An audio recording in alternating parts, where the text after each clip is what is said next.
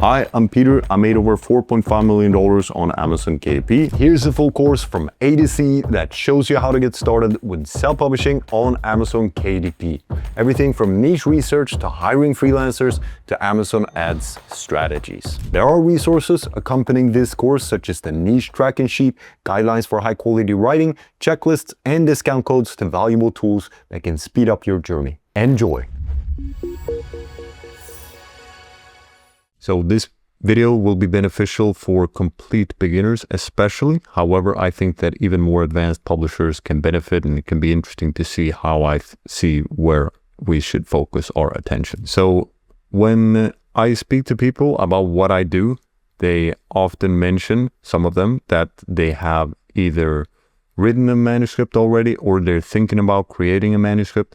And one thing that I think is important is to not just look at creating the manuscript, but also see the other part of the puzzle, which is marketing, if we want to get sales for our books. Because just publishing a book doesn't mean that we are entitled to get sales. So we need to see beforehand, ideally, before we create the manuscript, we can think, okay, what are the different ways that readers will find my books, or what are the marketing tactics that I can use to drive traffic to my books, etc. So this is what this video is all about. If you've already written and published a book, don't worry, it's not too late. You'll still be able to adapt some of these marketing strategies to make the most of them. So the focus on this video will be on Amazon because they have 67% of ebook sales and around 50% of print book sales. So it's where the majority of readers will go. So it makes sense that we focus the majority of our efforts there. And if we publish through KDP, which I showed the platform, then we will get a product page on Amazon, which is where we will want to have people buy our books. So there are two ways. Either we have people who are already on the Amazon website visit our product page, and I will show you the different ways that they can find our product page, or we have people who are not on the Amazon website that find our product page, and we do that by sending them a URL link that they can then click and they will get to our product page on Amazon. So there are two ways. We will focus on both of these ways in this video. So I think the best way for me to explain this for a complete beginner is to show you through a practical example as if I was an Amazon customer. So let's first go over the way number one, which is that people who are already on the Amazon website will find our product page. So let's first imagine that I'm a buyer and I know specifically what I want. So I will go here, I want books, and then I have a property that I have to manage. So I will search for property management because I want to get better at managing the property. So I might go with this book. So we have different options showing up, but I will go with this one right away because I trust the For Dummies series. It's very powerful to have a brand. If you want to learn more about having a brand, then I will have more videos on that. So make sure to check them out. Now, thinking about managing a property and having potentially tenants being late with payments or repairs I need to do, it's making me a little bit tired. So I want to relax because I don't want to be stressed. So what I like to do to relax is to color. So I will search for relaxing coloring. I know there's a thing called mandalas. So and I'm an adult, so I will search for adults. So relaxing coloring mandalas for adults. I can see that this book looks very good. I like the cover of this one. So I will choose this book based on the cover. And this one has a low price. So here we can see some frequently bought together. We can see more items to explore. I will go into this one. This looks interesting. $5.99. I might as well buy two books since they don't cost that much. Just to be on the safe side, I'm not sure these relaxing coloring books will be enough. Maybe I even want to escape my reality for a while. So I will search for some fiction books. So I will search for dragon fantasy because I like dragons. So let's go down. See if we can find a book that looks cool. So I like this one, a Dragon Rider fantasy book. And then all I have to do if I want the Kindle book, I click here, buy now with one click. So that is a very powerful thing with the Amazon website, is that customers can buy with one click if they have their credit card added. So what we can realize with what I just did is that Amazon is a search engine, just like Google. However, the difference is that Amazon is a paid search engine, which makes it even more powerful if we want to be there as sellers to generate sales. So if we want paperback, we can click here and we can click add to cart. And let's go back and see what we just did. So when we searched for property management, so the titles, they have property management in the titles. If we do the same thing for the coloring book, you can see the same pattern showing up here. Now here you can see that we have sponsored products showing up as well. So this will be one thing that I will mention as well. And then you remember that we bought 2 books, or we looked at 2 books in regards to the coloring books. And what we did was we checked here more items to explore. And that way we found another book. And here you can also see sponsored products. So we have more than one way here on the product page of other books to have our book potentially show up. So this people pay to show up here, and here it's more organic because Amazon knows that customers who have looked at this product page, they've also looked at this product page or these product pages. And then you remember that we looked for a fantasy book, and here you can also see that the keywords that we searched for, it was dragon fantasy. So we see the word dragon and then we see fantasy. So these words are added to the title, which is why these books are showing up here, because we're telling Amazon that our book is related to dragon fantasy. So when we are creating and publishing the books, we want to have the search terms in the title if we want people to be able to find our books through the Amazon website. So now we have discussed finding books via search. We have discovered that we can also do product ads on the Amazon website. So there's Amazon advertising. It's a separate platform that we sign up to, and then we can run ads that show up on other people's books, and also when people are searching for a specific search term. Now let's look at another way of getting people to discover our books, and that is through categories. So now I might be a buyer that is not really sure about what I want, but I know that I'm interested in crafts, hobbies, and home. So I will go in here, and then I'm interested in coloring books for grown-ups. So I will go in here, and then we see here mandalas and patterns. That sounds familiar. Let's look at that. And then we go down. And what do we see? Right here, number 17 is the same book.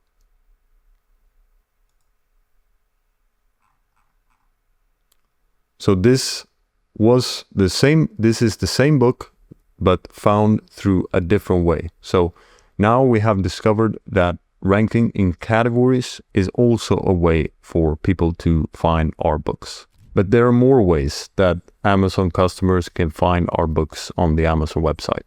So for example, you have author pages, and you also have book series. And if your book is selling very well, then Amazon might email the followers of your author page, for example, or other readers that they think might be interested in your book. So that is a very powerful way to gain even more momentum for your book. And you can also run a 5-day free promotion, which will show your book to people who want free books. And you can also, if you have several books, you can make the first book in the series permanently free. So there's a specific strategy for doing that. And then at the end of that book, you can promote another book in your series. So that can be a way to gain more sales for other books in your series. So now let's look at getting traffic from other sources. So not from the Amazon website, what options do we have? So my favorite option is to have email lists. So if you have one brand, then you will have one email list. Now I have several brands, so I have several email lists, and I use an email automation solution called Aweber. Here you can see the amount of subscribers. So obviously, if I'm sending an email to these different email lists, then that will, of course, drive not only clicks, but also sales. Now, this sales data, I haven't connected it, so this is not at all relevant. But you can see here, people are joining the email list every single day. And here we can see the monthly, the new people that are added monthly. And this is my favorite way because it's very direct. So if we can craft a compelling email and we can send it out and we can give people reasons to buy our book or to at least look at our book, then that will help to drive a lot of traffic to the product page on Amazon. But there are also other ways to drive traffic. So you got social media. So for example, I use Facebook and YouTube, and if you're doing YouTube and you have your personal face, then you will have a lot of trust built up with your audience. So when you're promoting your book, I think that's a very powerful way to gain traffic. I know of people that are having a lot of people buy their books primarily through the following that they have on YouTube. So that can be a powerful way to generate sales for your book. And I think the ultimate solution would be to combine what we have discussed in this video. So you're doing the best you can to get the already existing Amazon visitors to find your books on the Amazon website, but you're also combining that by driving traffic from outside of Amazon, because then you can gain more and more momentum. As you're gaining more sales, you will rank higher in the categories, you will rank higher in search, you will show up on more product pages. So when one customer buys your book and then buys another book, then you might show up for that other book, for example, on the product page like we discussed. And you also have the Amazon ads, and you also can create an author page, and you can have a series of books, so you can create a book series. And that way people can scroll through your series on the Amazon website and buy all of them if they so choose. So I believe that this is the most powerful way to approach your self-publishing journey. So not only getting Amazon customers to buy your book, but also to get people from outside of Amazon to buy your book as well. Now, there are other ways to get sales or get visibility for your book. For example, I haven't covered networking or collaboration or using book promotional sites. But these are the main ways that I'm using. So what I've discussed in this video. And I believe that focusing on the basics is the best thing we can do. And then, of course, if we want to add on even more strategies, we can do that. But so there's a rule called the 80-20 rule, which states that 80% of your results will come from 20% of your actions. So what I've discussed in this video is the 20% that I believe will lead to 80% of the results. So I think that this is the best thing that we can focus on to gain visibility for our books. Now, if you're a complete beginner, then you might have a lot of questions.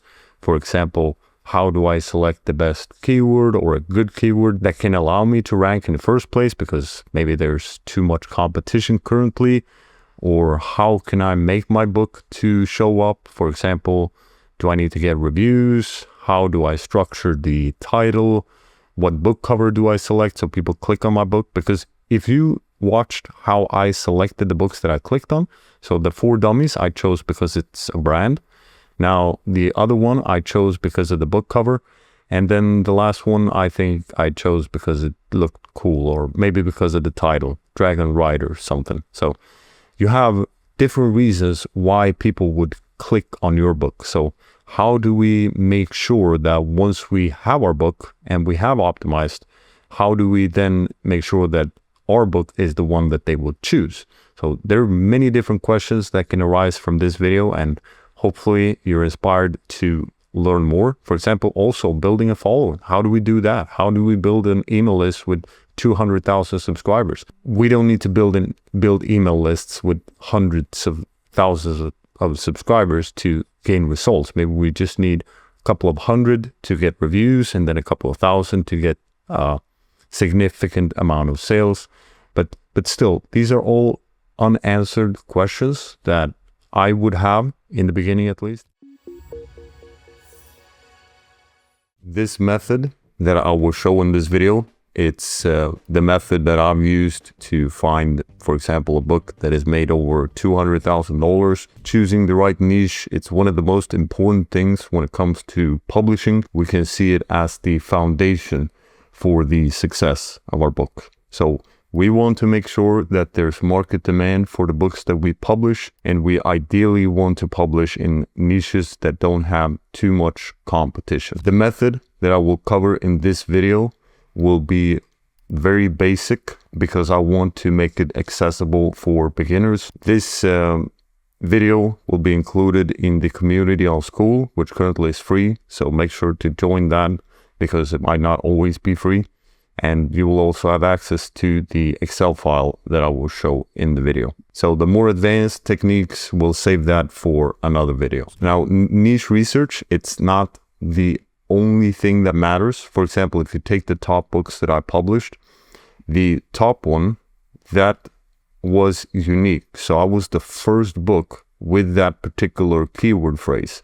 So that really shows, and I've heard this from other publishers as well, that if you can be a little bit creative and sometimes dare to take risks when it comes to creating trends instead of following trends, then you can get big rewards that are not what you will get from simply following what everyone else is doing.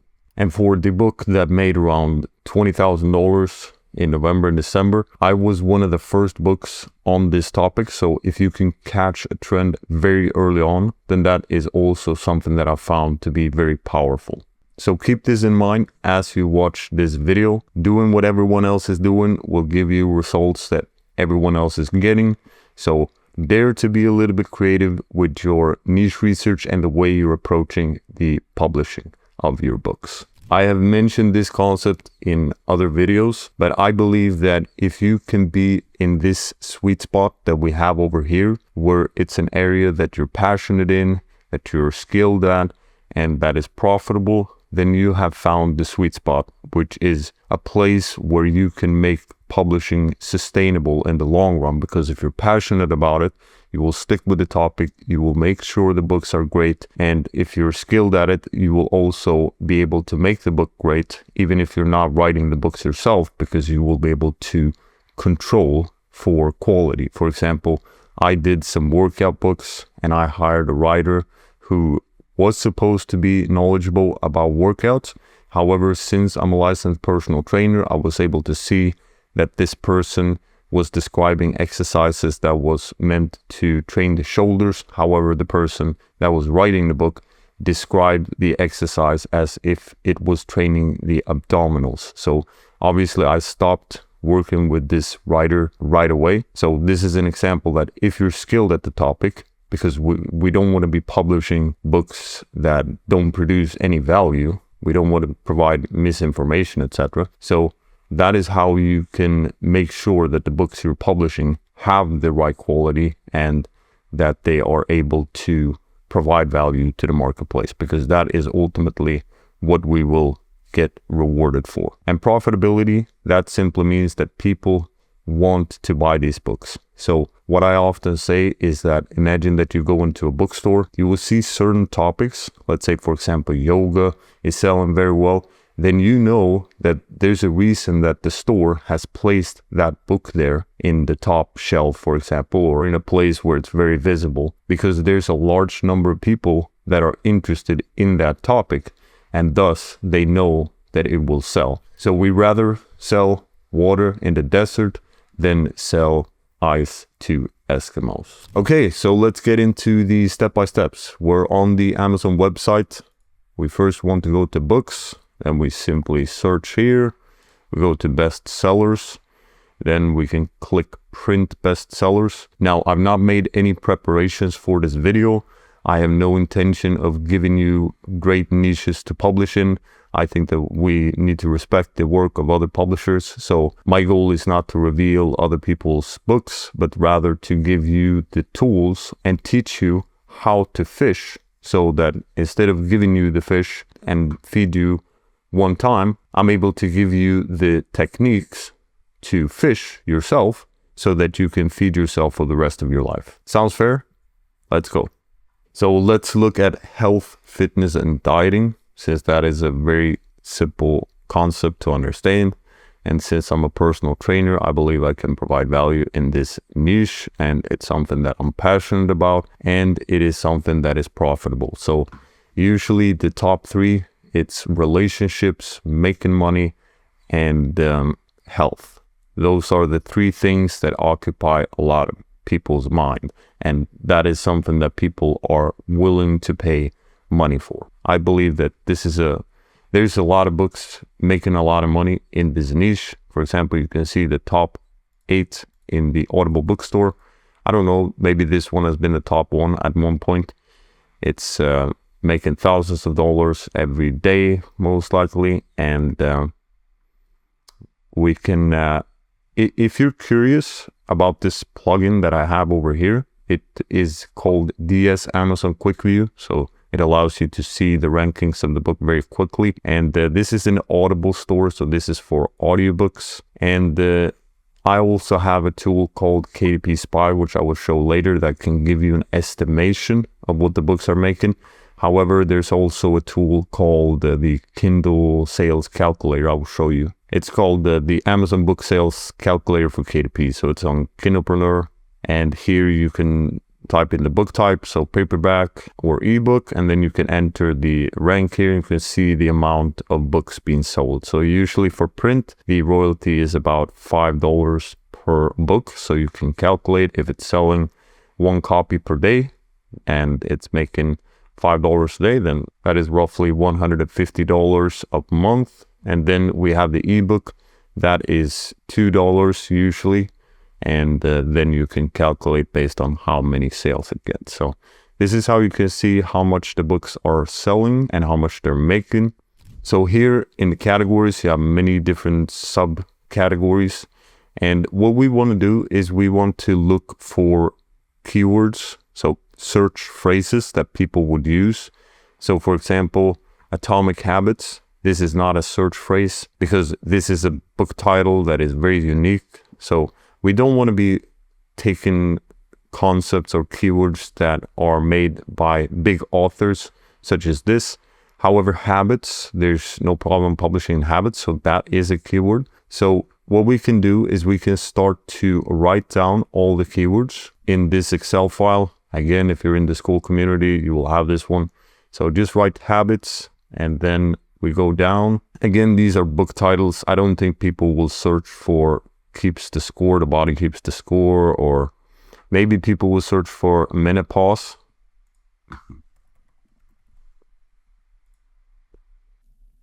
Here we see menopause again. Probably it's the same as the same book. It's just the audiobook. The Glucose Goddess Method, maybe that's one.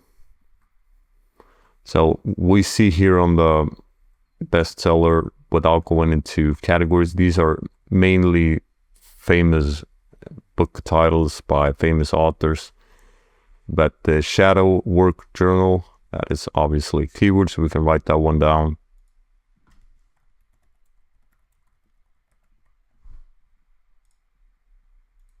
I think this is the book that got famous with TikTok, if I'm not mistaken. You see, what does it say? This is a 2 million copies sold.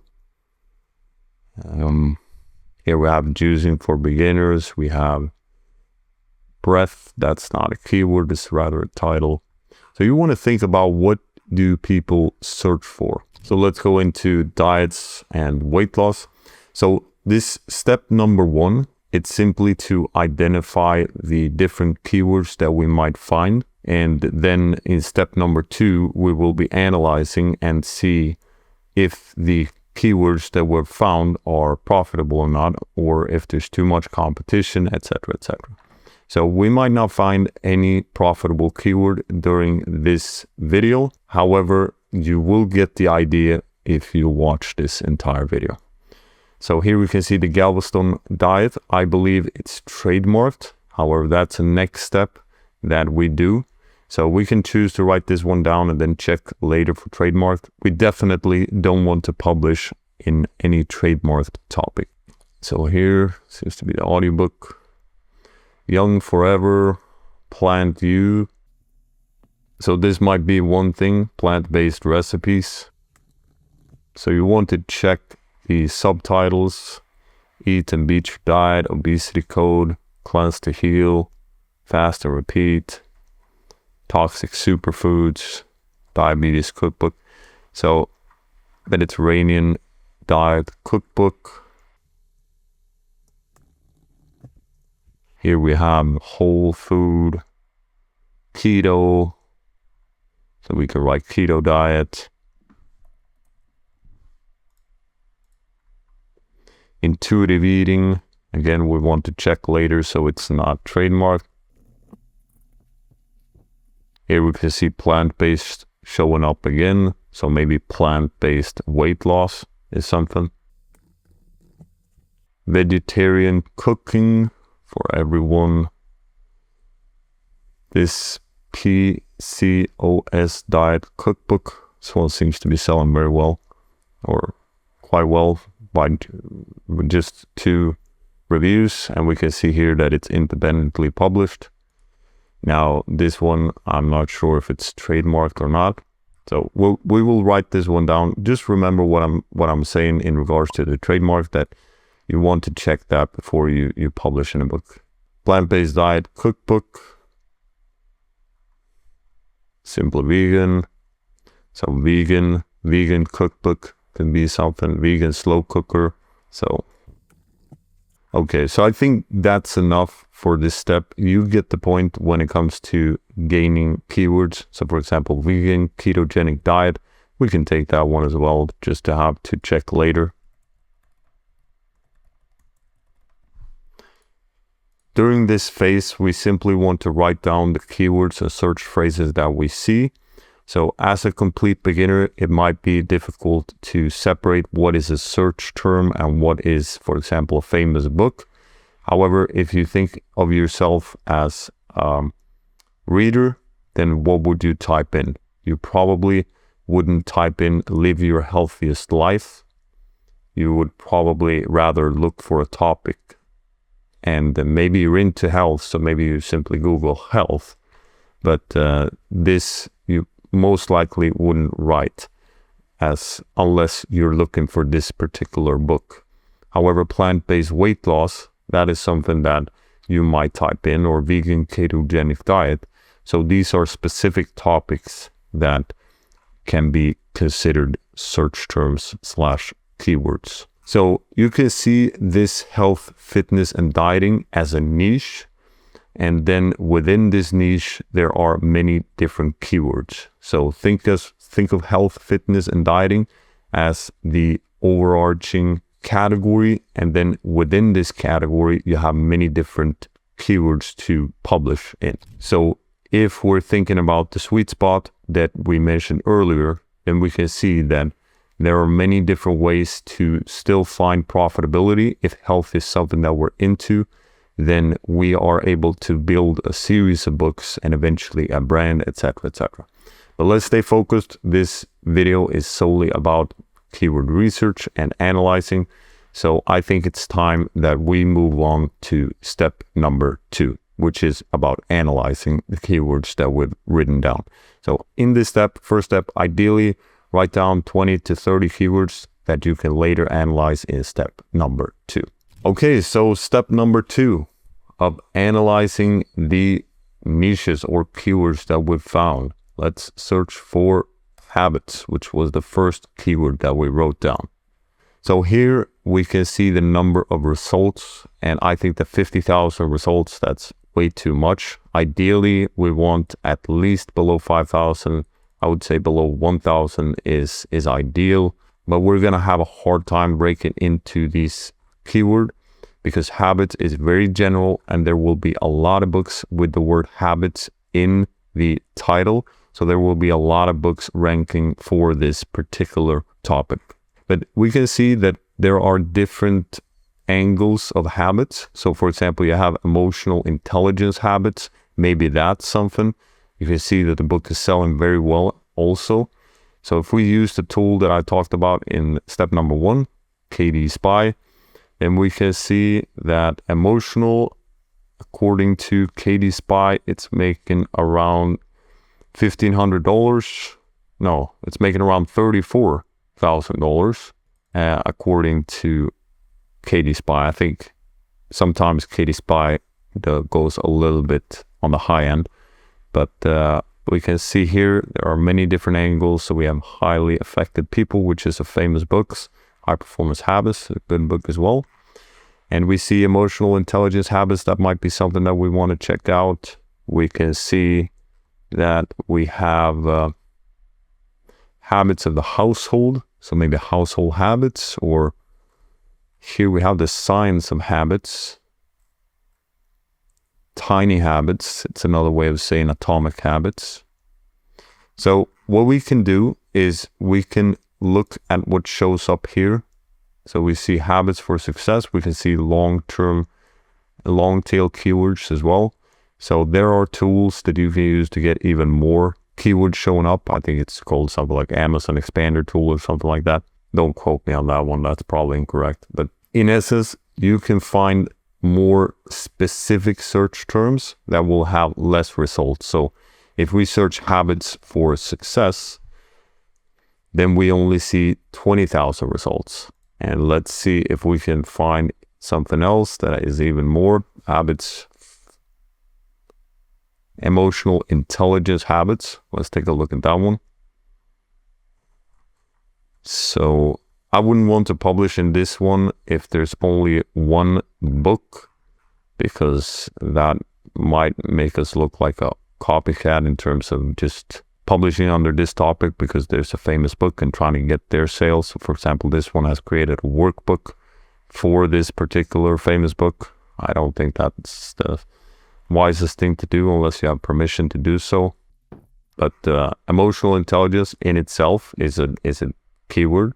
So here you can see longer tail keyword, emotional intelligence for leadership, 4,000 results. So as you're doing the analyzing, you might also find more keywords. So you can go down a rabbit hole, and you ideally want this number to be below 100,000 for books. So at least one book below this, ideally 3-4 books that are below this. And then what we will do is we will start to write down the average BCR. So how do we calculate the average BCR? If we do it manually, then we simply write down all these numbers. You can also find this number by going here and then scrolling down. It's under here at product details. So, but ideally several books under 100,000, and then you ideally want the books to not have too many reviews. So that is another thing that you will write down, the number of competing books. And for this, I recommend that you write down the books that have exactly that keyword in the title. So if it's emotional intelligence for leadership, it will be this one. I would probably write down this one as well, even though it's a slight variation. But if you take, so it will probably be simply 1 to 5 books with this specific keyword phrase. So that's what you want to do. Write down the average number of reviews. So again, you check, okay, this one has 13. Don't write this one. It's only for the ones with this specific keyword phrase. And then you divide it by the number of books, and then you get the average number of reviews. So I'm showing you how to do everything manually in this video so that we are learning it from the base. Let's look at some other keywords. So we take the menopause reset, menopause brain, So I don't see anything here that is particularly attractive to me. We see 10,000 results. So unless we're able to niche down further and be even more specific, I wouldn't publish under this keyword. Menopause cookbook, that might be interesting. It's more specific. Menopause diet plan, etc. Shadow work journal. So this might be more in terms of medium content book. So the process is the same for low content, medium content. For fiction, I haven't done much research, but I believe the process is quite similar there. However, you check more the Kindle eBooks, because that is where you will most likely make most of your book sales, at least when it comes to certain fiction topics. So here we see 10,000 results again. We see that the books are selling well if we look at the ranking. So again, you can use the calculator here if you don't want to use KD Spy, and you can see how many copies per day the book is selling, and by doing that you can calculate. Usually the average is about $5 per paperback sale. So by doing that you can create an estimate of how much these books are making. So if we take a look at the number of reviews, there's quite a lot of reviews. So I would say this niche is highly competitive, and it's not something I would be super interested in. If you can find a unique angle, then I think there might still be room to add value to this particular niche.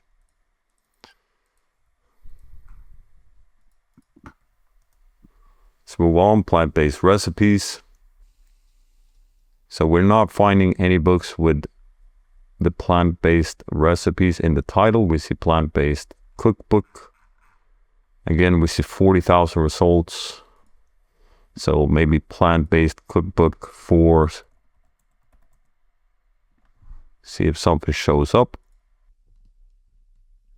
Okay, for some reason nothing shows up now, so we will simply move on to the next one.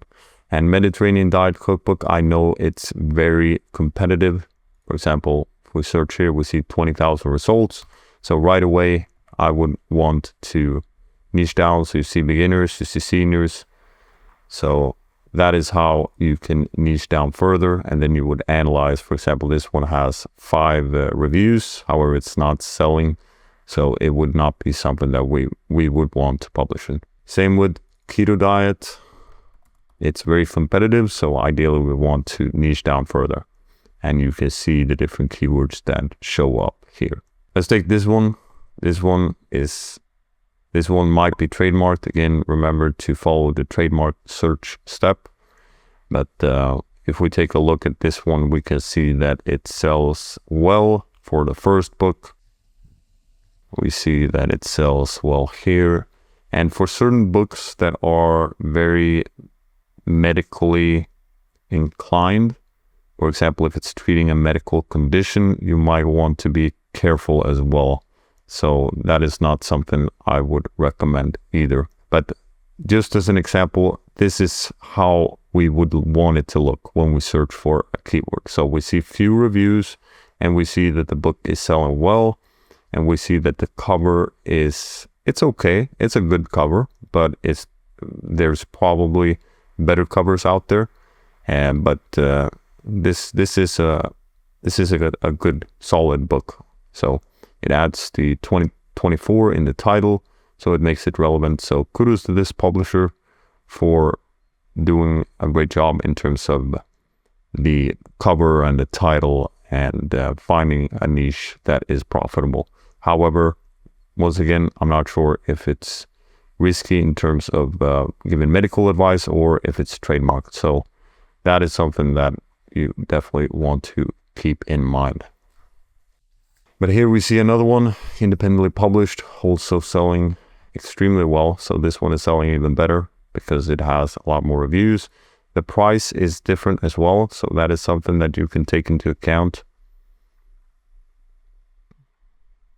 Here we have someone who goes with a little bit of a different angle. So this is an example of how to have a different angle to your book. So instead of making the same one like everyone else is doing, for example, the complete guide or the ultimate guide or whatever, then you make a budget friendly, or you make a cookbook with a certain amount of ingredients so they're easy to make, or that only takes X number of minutes to create, or you can see how you can be unique in many different ways by simply going the extra mile and thinking about what is it that people want. People want to save money, they want to save time, they want to save effort, they want to gain status, etc., etc. So think about what people want and see if you can make your title fit that. So that might be something that you want to put in the comment section. So for example, I can make a unique angle about the book being budget friendly, for example. So here you have a place to write comments, because we ideally want to add unique value to the marketplace, and we want to make the books either better or unique. So I will not go through the entire list. I think this is enough to learn the process, and I think that if you can make a book that makes $100 or $200 a month, I think that's good. So you can simply enter the numbers here if you don't have the KD Spy calculator. And by doing that, you can see, okay, if it is around $5 for print paperback sales, then we know that if the book is selling around 30 copies, so you simply take 30 times 5, then you know, okay, it's making around $150. If it is, let's say we write down here, it's a paperback, it has the ranking of 30,000, it sells 8 books per day, 8 books times 5, it makes around $40 per day and around $1,200 per month. So this is how you do it. And as I said in the intro of this video, the niche that you select, it's very important because it's the foundation. We want to make sure that we get this right, because we don't want to go through all the effort of creating a book and then have it not sell. So ideally, choose a niche with high demand and not too much competition. But also remember that choosing the right niche, it's simply one part of the process. It's one component. It's a very important component. However, you still want to make sure that you're doing everything else in the process correctly and to the best of your ability, so you can provide unique value to the marketplace or better value to the marketplace. Let's talk about trademark. This is something that we want to do before we create the title and subtitle, and even before we decide to publish for a specific keyword, for example. So we never want to include trademark terms in our title or subtitle, because that can lead to the book being taken down and even the account being shut down in the worst case. So we always check this before we create the books. So we're on the uspto.gov website. With click here, I will include a link to this website as well below. And we search here, so we can search for keto diet as a first example, and then we will get many results showing up here. Now we see keto diet planner, your keto diet, Nick's keto diet stimulator, stupid simple keto diet app. However, we do not see anything that says just keto diet. So in this case, keto diet is not trademarked, even though people are using keto diet as part of their trademarked term, for example. Let's take another example. Let's search for Weight Watchers. So here we can see looks abandoned. However, we always want to scroll down and look further, and here we can see that it is live. So this is something that a lot of publishers have gone after. So they've published a book with Weight Watchers in the title or subtitle, and their book has probably been taken down because this is a trademark term. So here's an example of something that we do not want to go after. And I like BookBeam as an additional tool. If you're paying for BookBeam, then you have the trademark checker here. It's a little bit easier to see. For example, it shows up here earlier, but it's not necessary. You can use this free site as well. But if you want to check out BookBeam, I will aim to include a link below as well. So here we can see all the dead and we can see the canceled. And here it seems to be taken from USPTO. So always check, always do a little bit of extra research to see if the term is trademarked or not. You can also Google or, for example, ask, is this term trademarked? And then that might help you get some additional information. But always check this website at the minimum and use BookBeam if you haven't.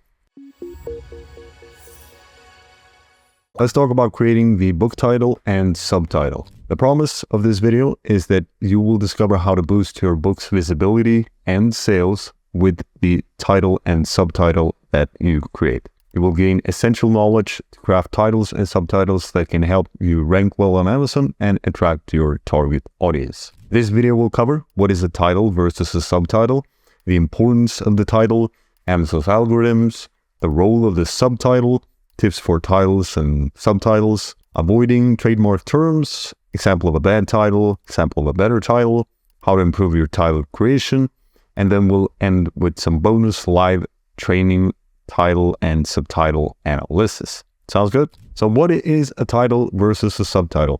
So a title is the primary thing that people will see. Let's take a practical example. So for example, if we search for dog training, we see here, this that is in big font is the title. And you can also identify the title by looking at what comes before the colon. So puppy training book for beginners, that's the title. And then what comes after is the subtitle. Same here, dog training for beginners, that's the big text. And then what comes after is the subtitle. So the subtitle is a smaller text beneath. And it's the first impression for potential readers, and it's key for ranking in search engines. And the title should be clear and concise. And the subtitle, it supports the title with additional details. It clarifies the book's content and value, and it can contain keywords to improve searchability further. And it enhances the reader's understanding of the book that you've created, and it also creates more interest if you do the subtitle correctly. So let's go over the importance of the title. Always create the title before the manuscript. This is something that I think a lot of people don't think about, but we want to make the title before we write the book so that we can include certain things in the book in accordance with the title and subtitle that we create. So it's the second thing that people notice after the cover, and it helps the book rank for certain search terms. We will go deeper into this soon. So the Amazon's algorithms, Amazon is a paid search engine. So just like Google, it's a search engine. If you search for certain keywords, certain things will show up. The difference is that Amazon is a paid search engine, which means that people have their credit card and they're ready to buy things. They are not looking for information. They are looking for products to buy that maybe contains information if they're looking for books.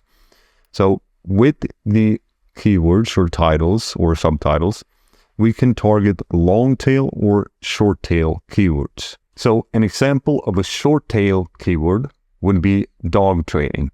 Now, an example of a longer tail keyword would be dog training for beginners. A more extreme example would be, for example, dogs. That would be a very short tail keyword. And then an example of a very long tail keyword would be, for example, dog training book for seniors over 60, let's say.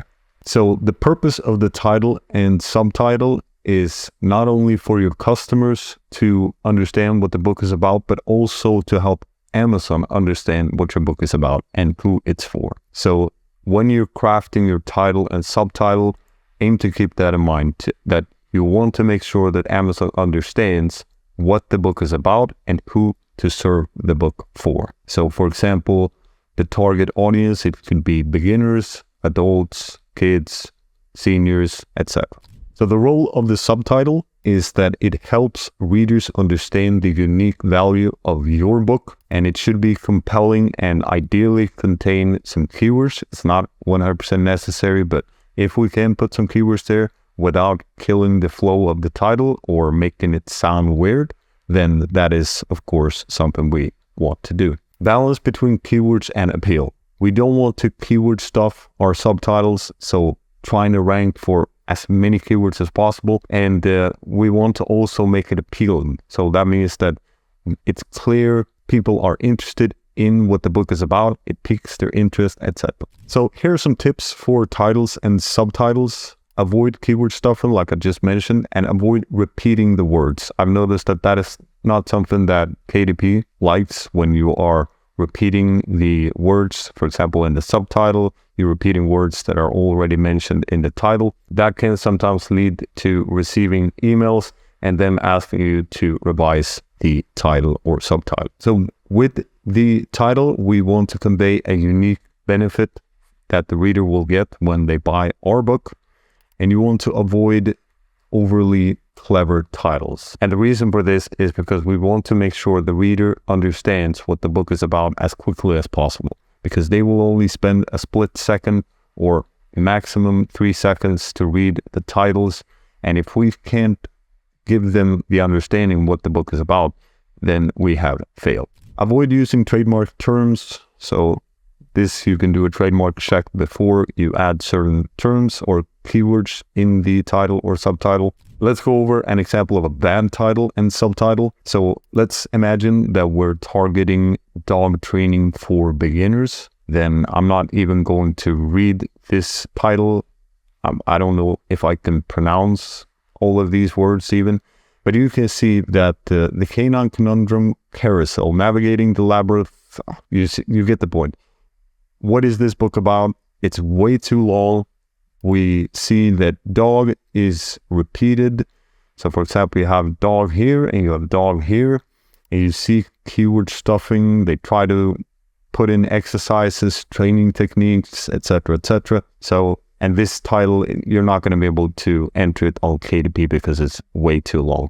So this is an extreme example of what we don't want to do with our title or subtitles. And we also see that it's not targeting the main keyword that we're trying to rank for. So if we're trying to rank for dog training for beginners, the title should be dog training for beginners. Here's an example of a better title and subtitle.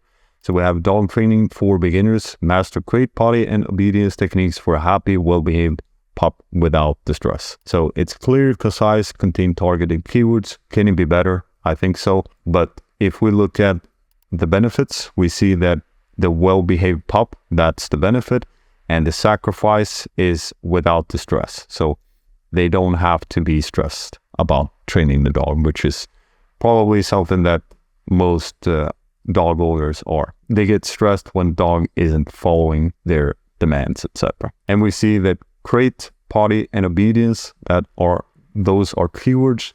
And we see that we have training here. So we can imagine that this book will rank for crate training, potty training, obedience training. And it will also rank for crate techniques, potty techniques, obedience techniques, and dog training techniques. And it will also rank for example, dog training techniques for beginners. So there are many different variations of keywords that this book can potentially rank for. So how do we improve our title creation? I advise that we study successful versus unsuccessful book titles. So we look at the rankings of the books and we see, why did this book sell so well? Or why does this book not sell so well? And see if we can find the reason for this in the title or subtitle. Sometimes it may be the cover, sometimes it might be something else. However, the titles and subtitles often play a role. And we can learn copywriting to get better at creating titles and subtitles. So copywriting, it's about understanding what the readers or what the customers want, and then conveying that in a compelling way. And ideally, we want to give the buyer some sort of benefit. So for example, increased status, more money, saving time, saving energy, etc., etc. So let's do some spontaneous live title and subtitle analysis. I have not prepared for this, so it will be 100% my initial thoughts that you will see now as we look at some titles and subtitles on Amazon. So let's first take a look at dog training for beginners. If we take a look here at the title, I will not go into keyword research here, but we can see that the results are quite a lot. So that is something to keep in mind when we're deciding which title to go after. So for example, you remember we talked about long tail versus short tail keywords. So if we were to search just dog training, we will get a lot more results. We will get over 50,000 results. So dog training for beginners, it's a bit more targeted. However, we might want to target even more specifically. And just as an example, here we have Labrador Retriever training. So that is only showing 191 results. So this is an example of how we can be even more specific or go even more long tail in our titles and subtitles. So if we take a look at some of the titles and let's analyze dog training for beginners, the title is good if it wants to rank for dog training for beginners. Everything you need to know to train your pet with easy with crate training. So obviously you want to double check this doesn't sound right. Everything you need to know to train your pet with easy with crate training, potty training. So this doesn't flow well with here. So always check with ChatGPT or with Grammarly to make sure it looks good. Otherwise, we see the keyword crate training, potty training, obedience training. It does repeat the words training. So sometimes when I publish titles like this, it leads to issues with KDP. So I would advise against repeating words like this. Let's look here, Ultimate Puppy Training for Beginners. Train in just 4 weeks. So here we see the benefits of 4 weeks. So that is a unique benefit because people want results quickly.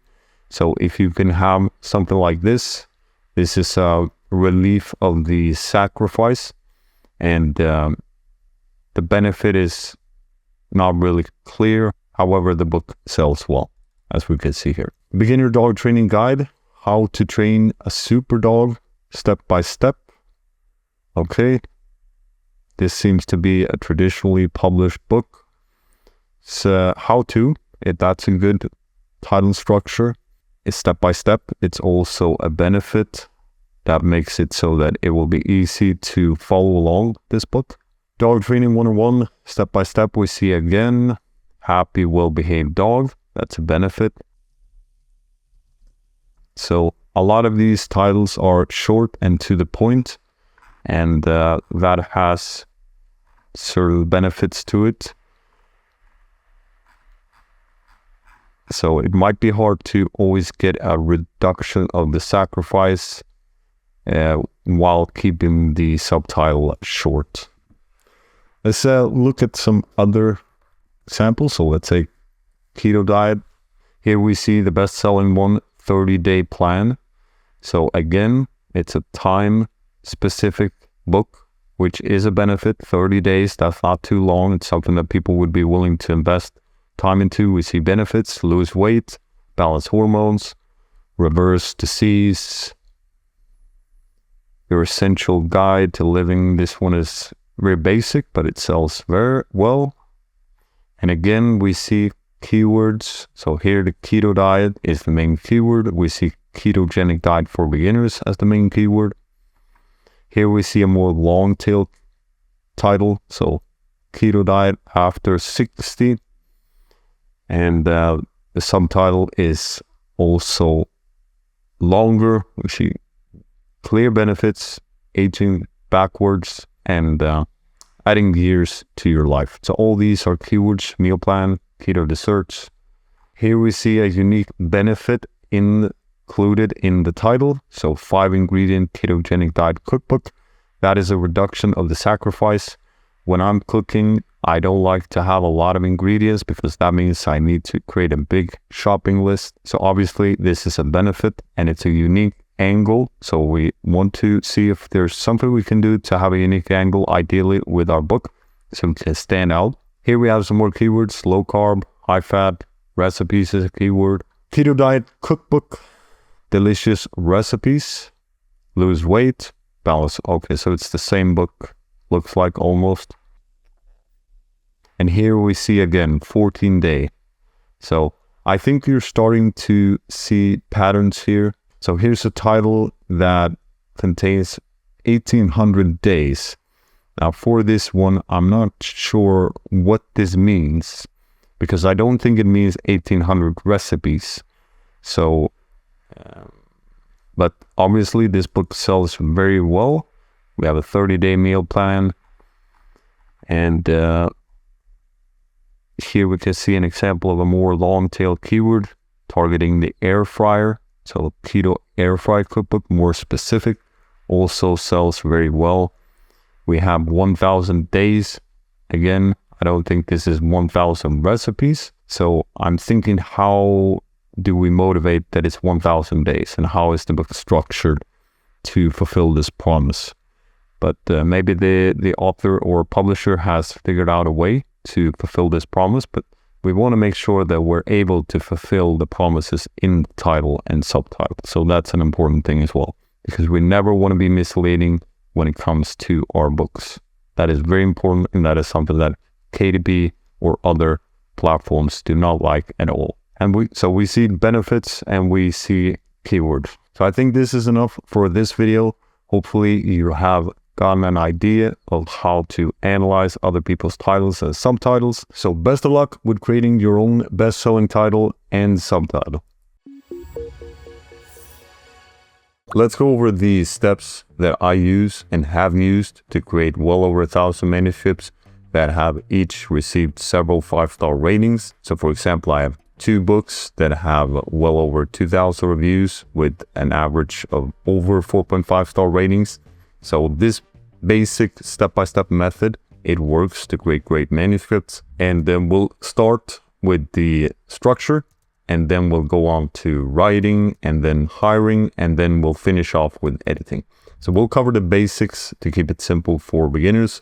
More advanced concepts we can save for another video. So let's first start by talking about what is a book. So a book is a packaged solution to a problem. Even a fiction book solves a problem. So for example, boredom. And it contains information that the reader will use to fulfill their desire. So for example, lose weight, gain muscle, make more money, receive love, escape the reality, etc. So to make it more accessible to understand, a book can be seen as a compilation of articles, but ideally with more valuable, practical, or step-by-step information that contains everything that the reader needs. One feedback that I had to give early on to my writers was to avoid writing things such as "you need to look up how to," and instead I told them to include that information inside the manuscript, because the person buying the book is looking to get answers inside the book and not build up their to-do list further by looking up information that could easily have been included in the book had the writer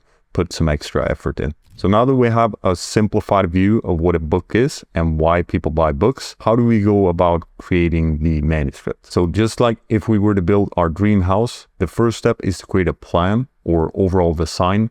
And in this case, this is the structure or outline of the book that contains all the chapter names of the manuscript. So in this first step, we want to answer the following questions. What does the reader want? What doesn't the reader want? What does the competing books offer the customers? Or how can we make our book not just as good, but better than the other books that are already existing on the market? At this step, we've already created our book title, so we want to make sure that the content inside the book aligns with that title. The first step is to do research on similar books on the topic, so we can check the table of contents on similar books on Amazon. So when we do that, we can get a general idea of how they've structured the book. So the purpose of this is not to copy someone else's work, but rather to see how things can be done. So just like architects, judges, inventors, or almost anyone else would benefit from seeing what has already been done in similar cases or for similar purposes, because otherwise we run the risk of missing out on essential information to include in our own book, which is something that we don't want. And then we read the reviews of the competing books and we look for what the customers liked, what they didn't like, and then we include more of what they liked and less of what they disliked. So for example, this can include that they liked that the book was very organized, but they disliked that the book contained spelling errors, or that they liked that the book covered a specific topic, but they disliked that it didn't cover another topic enough, for example. So based on what we've done now, by looking at how others have done it and what the customers say, we can now make the structure of our own book and include some additional notes or directions for the writer, if we have someone else that writes the book. And you can also have someone else do this process of doing the research and creating the outline. So I usually pay the person that does it for me around $100 per outline. When it comes to writing the manuscripts ourselves, I like to follow the principles of the book on writing well. So some of the principles include clarity and strength, keeps readers engaged, avoid overly complex sentences and avoid unnecessary words. Clear writing requires clear thinking. Constantly ask, what am I trying to say? Remove unnecessary words and phrases. Cut up to 50% of the first draft if needed, and use an active voice and personal opinions. Avoid artificial style and be genuine. Treat writing like a conversation. Avoid cliches and overused phrases. Choose words carefully, thinking of their sound and impact. Maintain consistent tense, pronouns, and tone. Ensure each piece leaves one clear, provocative thought. The first sentence must grab attention. Collect more material than needed to craft strong leads and endings. So feel free to include this list in your instructions for the writer or as a checklist for yourself. If you're part of the Skool community that is still free to join, then you will have an expanded summary of On Writing Well that you can use as a reference or simply send to the writer so you can ensure that you've given him or her the knowledge to write well. So when you're writing the book yourself, it's all about using the knowledge you have combined with doing research in other books or online, etc., to further strengthen your points or gather new data or facts that you can convey in an interesting and organized way. If you're writing the book yourself, I think it's important to set daily and weekly goals. For example, writing 1,000 words every morning or 5,000 words every week, etc. Then you can have a 30,000 word manuscript ready within 1 to 2 months. So 30,000 words will end up being between 100 to 200 pages, depending on how many images and illustrations you include in the manuscript. And this is the length that I recommend, as it's often long enough to provide the information needed, yet short enough to cut out unnecessary fluff. So when you're writing, focus on writing, avoid stopping for editing as much as possible so you don't stop the flow. The editing will come later. For hiring a writer, we have several different options. We can either go with a company such as the Urban Writers, and then you can select the writer you want, or you can aim to find your freelancer via, for example, Upwork.com. So simply post a job post saying that you're looking for a writer on the topic that you'll be publishing the book on, and aim to hire someone with qualified knowledge about the topic. The more technical the book is, the more important their qualifications will be. So depending on the topic, I think you can find a solid writer for between $2 to $3 per 100 words. And when you hire the writer, send them the outline that you've created in the previous step and start the milestone with only a couple of thousand words so you can review the manuscript as it's being written to ensure that the quality is on point. Because the last thing you want is for a bad writer to demand a full payment for a fully written manuscript that is too low quality to publish. I think that a 30 to 60 day deadline is reasonable for a writer if the word count is 30,000 words. So you have the options of using AI to create the book. I will not go into this in this video as it's a topic that deserves an entire video in and of itself, so it can be done well. But in essence, I strongly advise against trusting AI 100% to write the book. It can, for example, include misinformation, which is something that you don't want in a manuscript. So I believe that the human component is still crucial when it comes to creating high quality manuscripts. If the book has been made using AI, then you must select that when you're publishing the manuscript on KDP. Once you've created or received the manuscript, I advise that you always check it for plagiarism using a tool such as the premium search on copyscape.com. And you can also paste your manuscript into a free AI checker tool such as zerogpt.com to check if the writer may have used AI. So this is something I recommend. Even though they say that they don't use AI, they may not be aware of the implications that if you publish a book that has been written with AI, then that may lead to problems with KDP, etc. So you always want to do the double checking to see if they may have used AI. And if they have, you have a conversation with them. And if they still deny it, then you show proof, etc., etc. But note that these AI checkers, sometimes they may not be 100% accurate either, but you have several ones that you can use. So once the manuscript is written and checked for plagiarism and AI, it's time for editing. I advise against having the same person who wrote the manuscript do the editing, because it's always good to have different eyes to look at the manuscript. The editor might see things that the writer didn't see, even if the writer is great. Also advise you or your editor to use a tool such as Grammarly to go through the manuscript at the end to ensure that there aren't any spelling errors or grammatical errors. You also have different types of editing. So developmental editing is more the big picture editing, looking at the structure, content, and the message to ensure that the writing is clear, concise, and engaging. For fiction book, it might be looking at the story to make sure it flows well, etc. Line editing involves reviewing the manuscript at a sentence and paragraph level to improve its clarity, flow, and readability. Copy editing involves reviewing the manuscript for grammar, spelling, and punctuation errors. And during this stage, the editor also checks for consistency in style, formatting, and tone, as well as ensure that the manuscript adheres to any applicable style guides or publishing guidelines. Before you hire your editor, it's always good to ask her or him exactly what they will do with your manuscript for the price that they offer. Also check so that they will do proofreading. Ideally, they do everything. Once the manuscript is written and edited, it's time to move on to having it formatted. How to format a manuscript for ebook and paperback for Amazon KDP, even if it has a messy formatting right now. In this video, I will go over a manuscript that is very messy. I will show you certain pitfalls that you might fall into as you're doing the formatting. So it was several years ago since I did formatting last time. However, I've formatted 100 plus manuscripts in the past. So I have created a checklist which you have access to if you're a part of the community on Skool, which is still free to join. But otherwise, this video will be step by step so you can follow along. And at certain points, you may have already done everything correctly when you wrote the manuscript, or the writer when he or she wrote the manuscript. However, you will see the pitfalls that are common. So this manuscript, when you discover it, it's very messy, and we will solve every problem that we will encounter. So this isn't the fastest nor the most fancy way, but it's simple and it's close to bulletproof. So that's what I like about this method. And you will learn the basics and you will get a strong foundation if you're watching this video.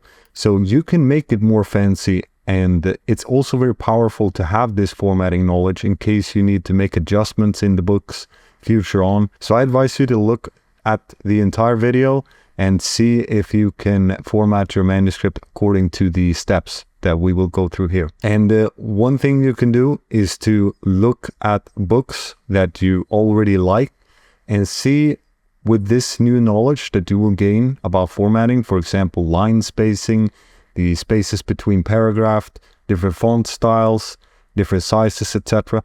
And see if you can apply that to your own book. So if you like the formatting in another book, see if you can model that formatting for the book that you are formatting. And the base of the formatting for both the paperback and the hardcover will be the ebook formatting. So if we do the ebook formatting well, then the paperback formatting, which is the same as the hardcover formatting, will be a lot easier. So again, if you're part of the community on Skool, you already have the checklist and also the template that I will discuss in the video. So here we have the manuscript that we will work on today. I always advise to first pray to the formatting gods before we begin, because we never know what awaits. I will pray to the formatting god that I will face a lot of challenges today, because if I do and I overcome them, that means that you have the solution if you encounter any of this in the future yourself. So what do we have here? We have first the title page. So usually the book or the manuscript will have a title page. Then there will be several chapters and you will have a table of contents after. Somewhere here you may have, for example, a preface. You may have other things at the end which are not included here, but just treat them as introduction or chapter names. And then we have the body text here. I also call this normal text. And we have a few images here. So I think this is a solid manuscript to go through and clean up. If we take a look here, we can see that the spacing, if you look here, the spaces between the lines, it's different here. It's a lot more between this, and also the spaces between the paragraphs here you can see. So this is really messy. You can see different, it's capitalized, it's, yeah, the image, everything. So this will be a fun thing to do for sure. Let's first start by making this title page look better. So we can make the subheading maybe like this. And then we start working with the checklist. So number one, click so you can see all invisible characters. I already have clicked it, but if you see here, there are no invisible characters. Now, if you click here on this button, you will see these reversed P's, and also here, right here, you see this space or the shift enter, which you get when you do like that. So when you press shift enter, you get these. You also see, for example, if there are tabs. So here between the lists and here, there are tabs. And you can also see the page breaks. So here's an example of a page break. So this shows us what is underneath, what is invisible. So this is very essential for doing formatting. So the first step is always to click on this button right there. Number two, justify all text. Now, for that, we mark all text by clicking Control A. Now we have all text marked, and then we click here. See, it says justify. And now you can see, if you take a look what happened, here you can see the text is centered. And let's see here, it's to the left. So here we see we get it looking nicely like that. Now the problem that we see is that there are spaces here. And that wouldn't happen if we, for example, align everything to the left. But we will fix this later on. So we take it step by step. The next step is to remove all extra spaces, enters between sections, paragraphs, etc. So the enters, they are the reversed P that we see here. So what we want to do is we want to remove all of these simply by deleting them like this.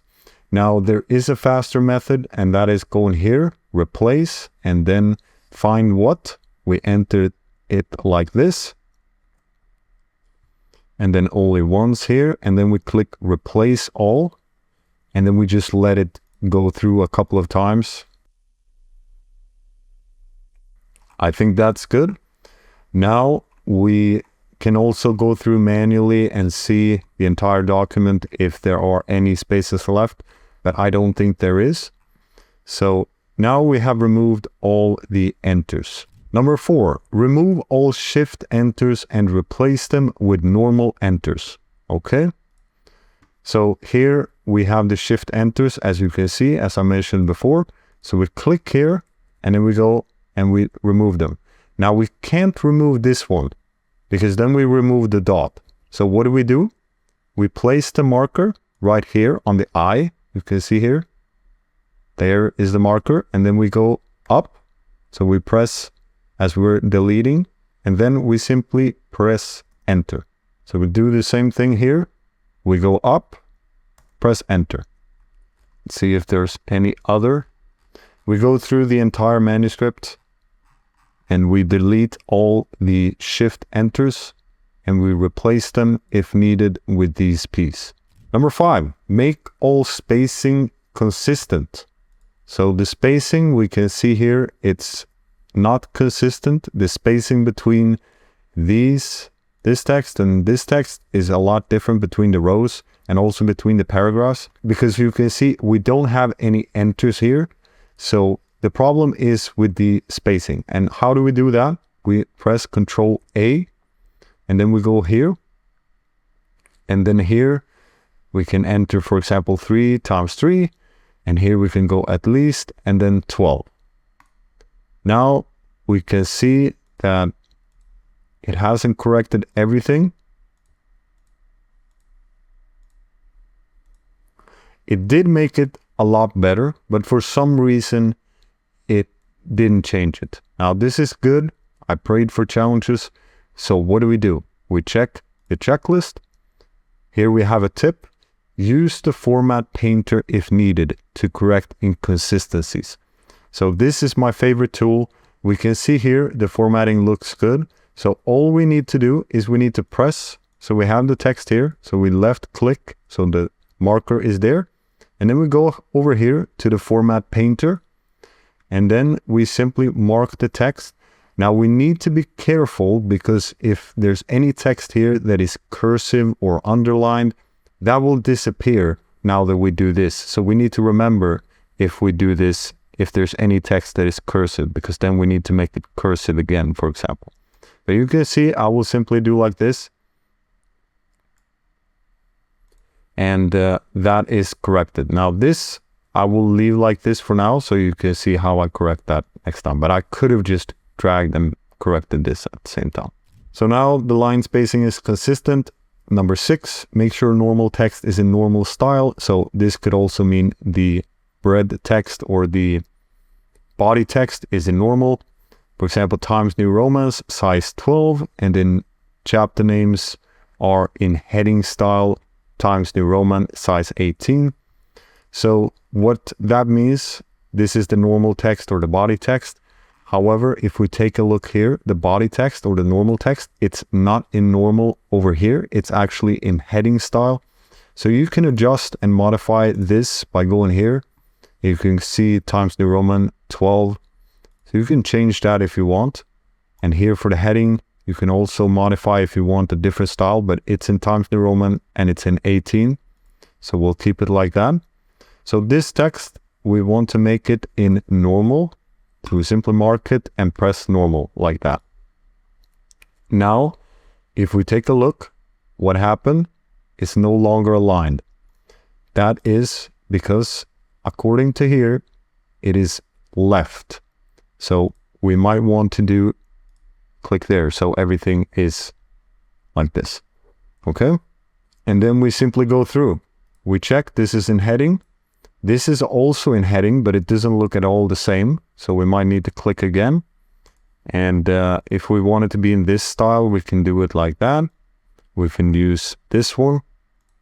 So we can adjust even if it's in heading, as long as we take from another heading that looks like we want it, we can change it.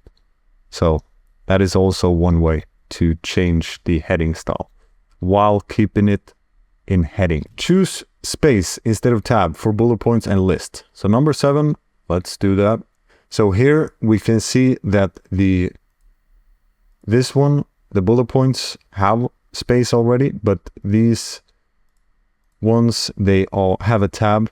And the reason I like to change this is because sometimes when you have a number that goes over 10, then it will look strange in the Kindle, so it will get pushed like this. Maybe they've corrected this since I did the formatting, but this is something I always do. So I click here, right click, and then adjust list.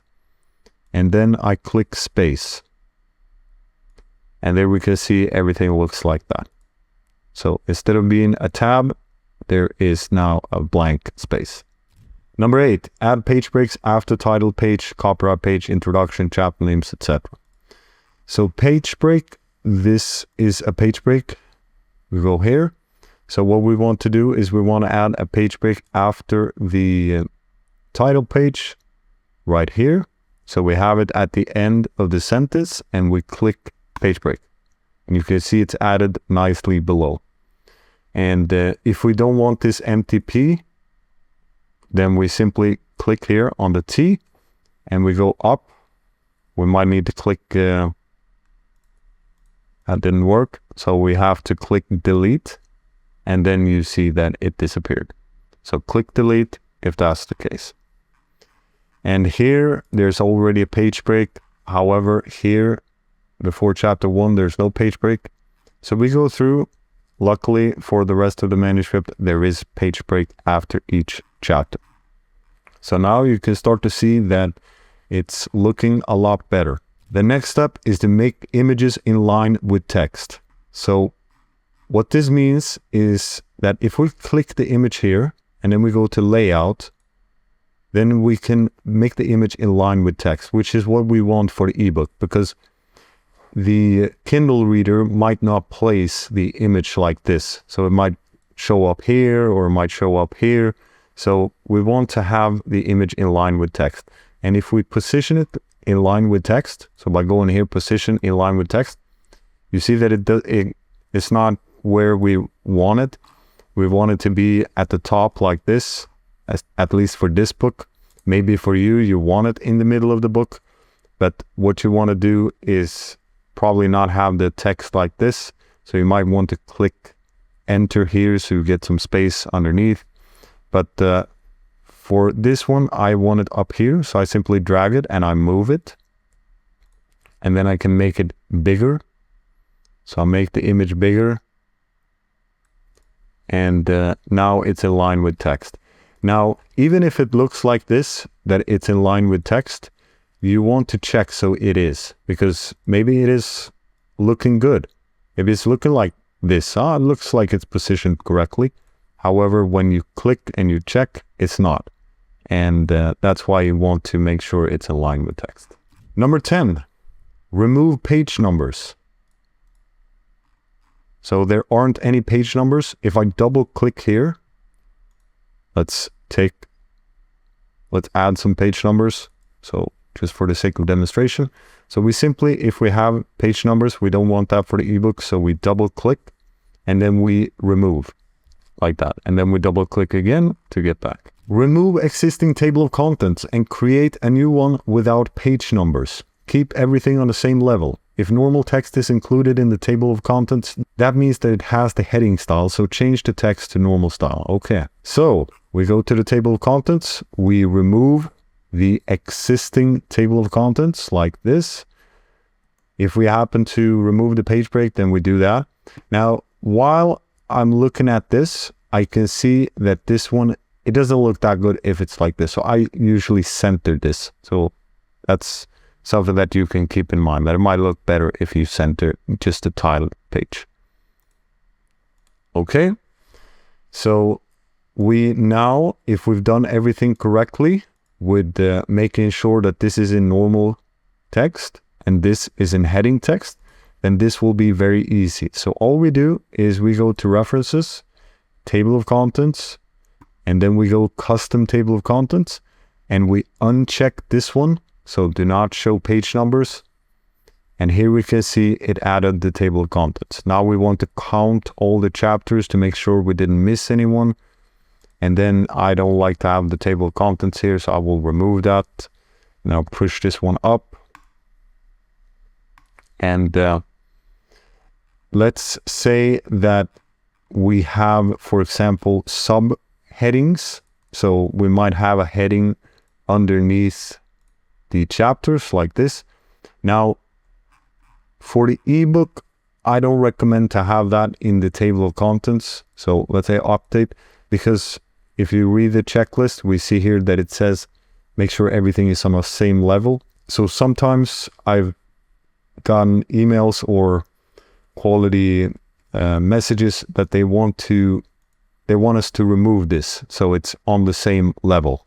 So you can either remove it like this, but I advise you to go into the manuscript and actually make it into a normal text, either by using this or clicking the normal there. So I will not use any subheadings for the ebook, at least. So it will only be the chapters, and it will only have one heading.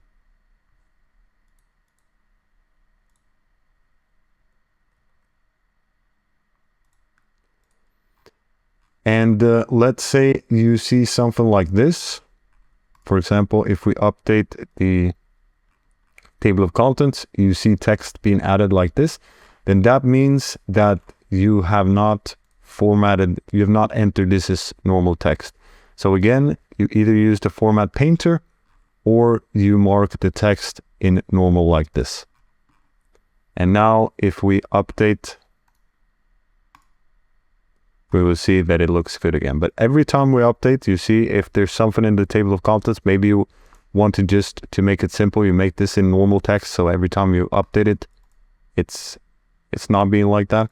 So something to keep in mind. Now we've done all the steps, and once the formatting is done, click Control A and make sure all text in the chosen, make sure all text is in the chosen font style. So we mark all the text, Control A, and then we choose Times New Romans. So everything is like this. And I also advise that you go through and check so it looks like it's in the similar size, so you haven't missed anything. So everything is in size 12 for the normal text, and all the headings look good, etc.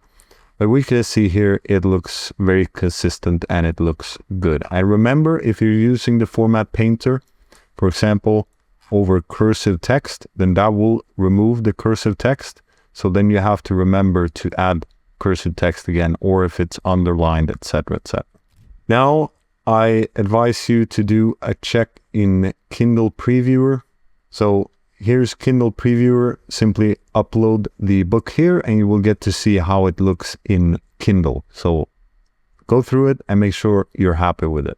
You can download the Kindle Previewer here. Now we'll give you a tip on how you can make the formatting for the ebook a little bit more fancy. So here we have draft to digital. I'll not go into what draft to digital is. In essence, you can distribute your books to other stores than Amazon. So you can use this to publish, but just remember, if you're doing that, then you need to not be exclusive to KDP with your ebook. But for this purpose, we will only use the formatting tool that they have. So simply sign up if you don't already have an account, and then you can go to start a new project. This is not something that's necessary. Again, this is only if you want to make it even more fancy and you want maybe EPUB or MOBI or PDF. So once you have created the book, simply enter some details here. If you're not going to publish it, it doesn't matter what you enter, and then upload the manuscript and then go here to step number 3. And if you've done everything correctly in the Word document, it will look good. So what you can do here is you can change, for example, you can add here different styles. So here we added the flower, different decorations. You have different genres like this. For example, non-fiction textbook. So this might be something that you want to do if you want to make it more fancy, and you can also download the PDF for EPUB, MOBI. If you're using, for example, BookFunnel to send out to advanced review readers, then that might be something that you can use, or Booksprout. So you can use the EPUB and MOBI. Now let's go to paperback formatting. So we have done a good job with the ebook if we followed all the steps in the checklist. So for the paperback, what we can do is we can download templates. So simply Google paperback templates. Otherwise, here's the link to get to these templates. I will have the template in the Skool that I will use in the video, so the 6x9. So download templates with the table content, and then it will look like this. So once you open the file, you will see different sizes. So 5x8, that's a very small book. And then 8.5 times 11, that's a bigger book. And if you take 5x8, then if you have, for example, 30,000 words, that may end up being around 200 pages. And if you have 6x9, which is the standard, that will be around 100 to 150, depending on how many illustrations you have. And then if you go this size, it will be even thinner. However, this might be useful if you have a lot of images that are important. So choose your style depending on what it is that you're trying to achieve. So I will go with 6x9. I think this is a good size to go with. So let's start. So here we want to open the Word documents, and we place them next to each other like this. And then we can start. So now we copy the book title and we paste it here. And then we use our best friend over here, Format Painter. And we might want to have a different size for the subtitle. So I will change the size here and make it look like that. And here we can change the author name of the book. So simply write your own name here, or the pen name if you're using a pen name. And same here, change the name here, change the year, and remove this ISBN. I don't think it's needed. So I will run through quickly how to do it now. I don't have any dedication page for my book, so I will remove that. And if you want to make it exactly as the template, then we can keep in mind that they have placed the table of contents on page 5. So if we want to do it the same way, we can, for example, add pages in the beginning of the book. So we can add a page break like this. It's okay to add 2 pages in the beginning, or if we want to have it on somewhere else, we might place the page break here, so we have it exactly where we want it. But I don't think this is crucial. Then here we remove this because we don't have that one. So simply enter now the text that we have. So we take the normal text right here.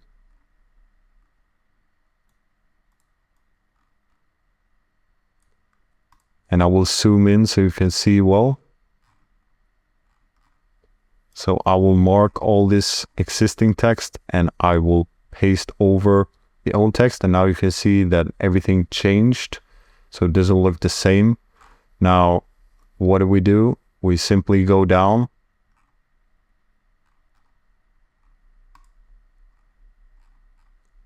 to chapter 2, and then we click on this Format Painter, and then we mark the text. And what will happen? You can see it's made it look exactly as the template. So you can change here if you want. If you want to use different font style, different sizes. And but the good thing with this is that the margins are already in place. Now, there are faster ways to do formatting, and that is something that you may want to look into in the future. But for now, I think this method works. So here we can see in the beginning of each chapter, the first text, it does not have indentation like this one. So you can see here it goes in. So every paragraph goes in like this. So we remove this one for the first sentence in the chapter, but then we keep it for the rest. For the other paragraphs, we have this. So it's clearly visible where the new paragraph starts. Okay, and then we take the introduction, if that is the first thing, and then we paste it. Now we see the format changed. That's not a problem. We simply use this tool. So we marked it here where it is like we want it to be. And then we did it like that. And Now you can see there are 3 spaces. So if we look here, there's 2 spaces underneath each chapter name. So if we want it to be consistent, then we simply remove one of the spaces. And then we count 1, 2, 3, 4, 5, 6. So there are 6 keys like this. And 1, 2, 3, 4, 5, 6. So we want the page to begin here in the middle somewhere if we want to go with this template. So simply keep that consistent. If there's 2 additional, for example, for some, you just remove it like that. Now, I don't think it's necessary that I keep going. I think you understand the principle and the method of doing this. So you simply take the text, you copy it over here, and then if it doesn't look the same when you paste it, then you simply mark it here, and then you use the format painter to drag it up. And then of course later on you can change this. So let's say you want to go with size 12, you can do that. You can change, you can go with Times New Romans instead, etc., etc. So here you will get the book formatted when you do it like that. And lastly, we want to create the table of contents. Now this is a little bit different compared to the ebook because we want the page numbers, and we can see here the page numbers are already included in this template. If we want to, if we double click here, we can change the page numbers. So for example, if we want to place them here to the right, or we want to place them maybe at the top of the page, we can do that as well. So you can change as you see fit. The same here. Here you want to add the book title. So add the title of the book. If you want to, you can also click here, and then you can also add the author name on one page, and then the book title, and then the author name, and then the book title, etc., etc. So that is something that you can do as well. Now let's simply create the table of contents. And if we insert it right away, we see that no entries has been found. So what we need to do is we need to make this one into heading style. So we use heading like that. Now it messed up how it looks. However, that's not a big problem. What we can do is we can simply change it here. So if we want it to be exactly like this, we see Garamond, we change it to that font style. And then let's say we don't want a line here, then you can simply go here and then no border like that. And then you might want to center it so it looks like this. Now, since I already have this one in heading and I have it in the style I want, I can simply go through and make the other ones in the same style if that's what I want. Now this one is bolded. You decide if you want it bolded or not. So you can unbold it. Simply click here. And now when we include the table of contents, we go references. Click here. We can see that the table of contents has been added. Now, one thing to keep in mind, if you make changes after you have added the table of contents, let's say you encounter an empty space in the middle of the document, then you might need to remove that. Then what you want to do is you want to update the table of contents. So update field and then update page numbers only, if that's the only thing you want to update. And you can also update, for example, if you've added an entire new chapter or you missed a chapter, then you can update and you can click update entire table and everything will be updated. But make sure that the last thing you do is always to update the table of contents. Now at the end, sometimes the references, because there might be long URL links, etc., it might not look super good if it's justified. So you remember this one, when it's straight line like that, there might be spaces. So you might want to place the references to the left. That is usually something that can be good to do. And other than that, I think we've covered the main idea or the main method. If you follow this method, you will have a formatted manuscript. Now, what you want to do is you want to save this in Word. So save your formatted manuscript in Word and then save it as a PDF. So save as a PDF because the PDF is what you will upload to KDP. And then if you want to make changes, for example, let's say you discover a spelling error or you discover a formatting error later on when you're previewing the manuscript through the Kindle previewer on KDP for Paperback, that's a different one.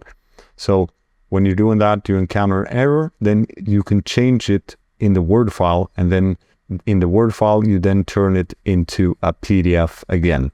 So then you use the new PDF and you check it, and then hopefully that one is good. But you always want to save the source file, even if you have someone else do the formatting. For example, I will show you now you can use Fiverr to do the formatting for you.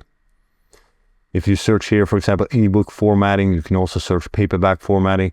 Then there are people that can do the formatting for you, which is something that you can do if you want to save time and work more on your publishing instead of in your publishing. So even if you're a writer, maybe you want to focus your attention on writing, you can do that by hiring someone else.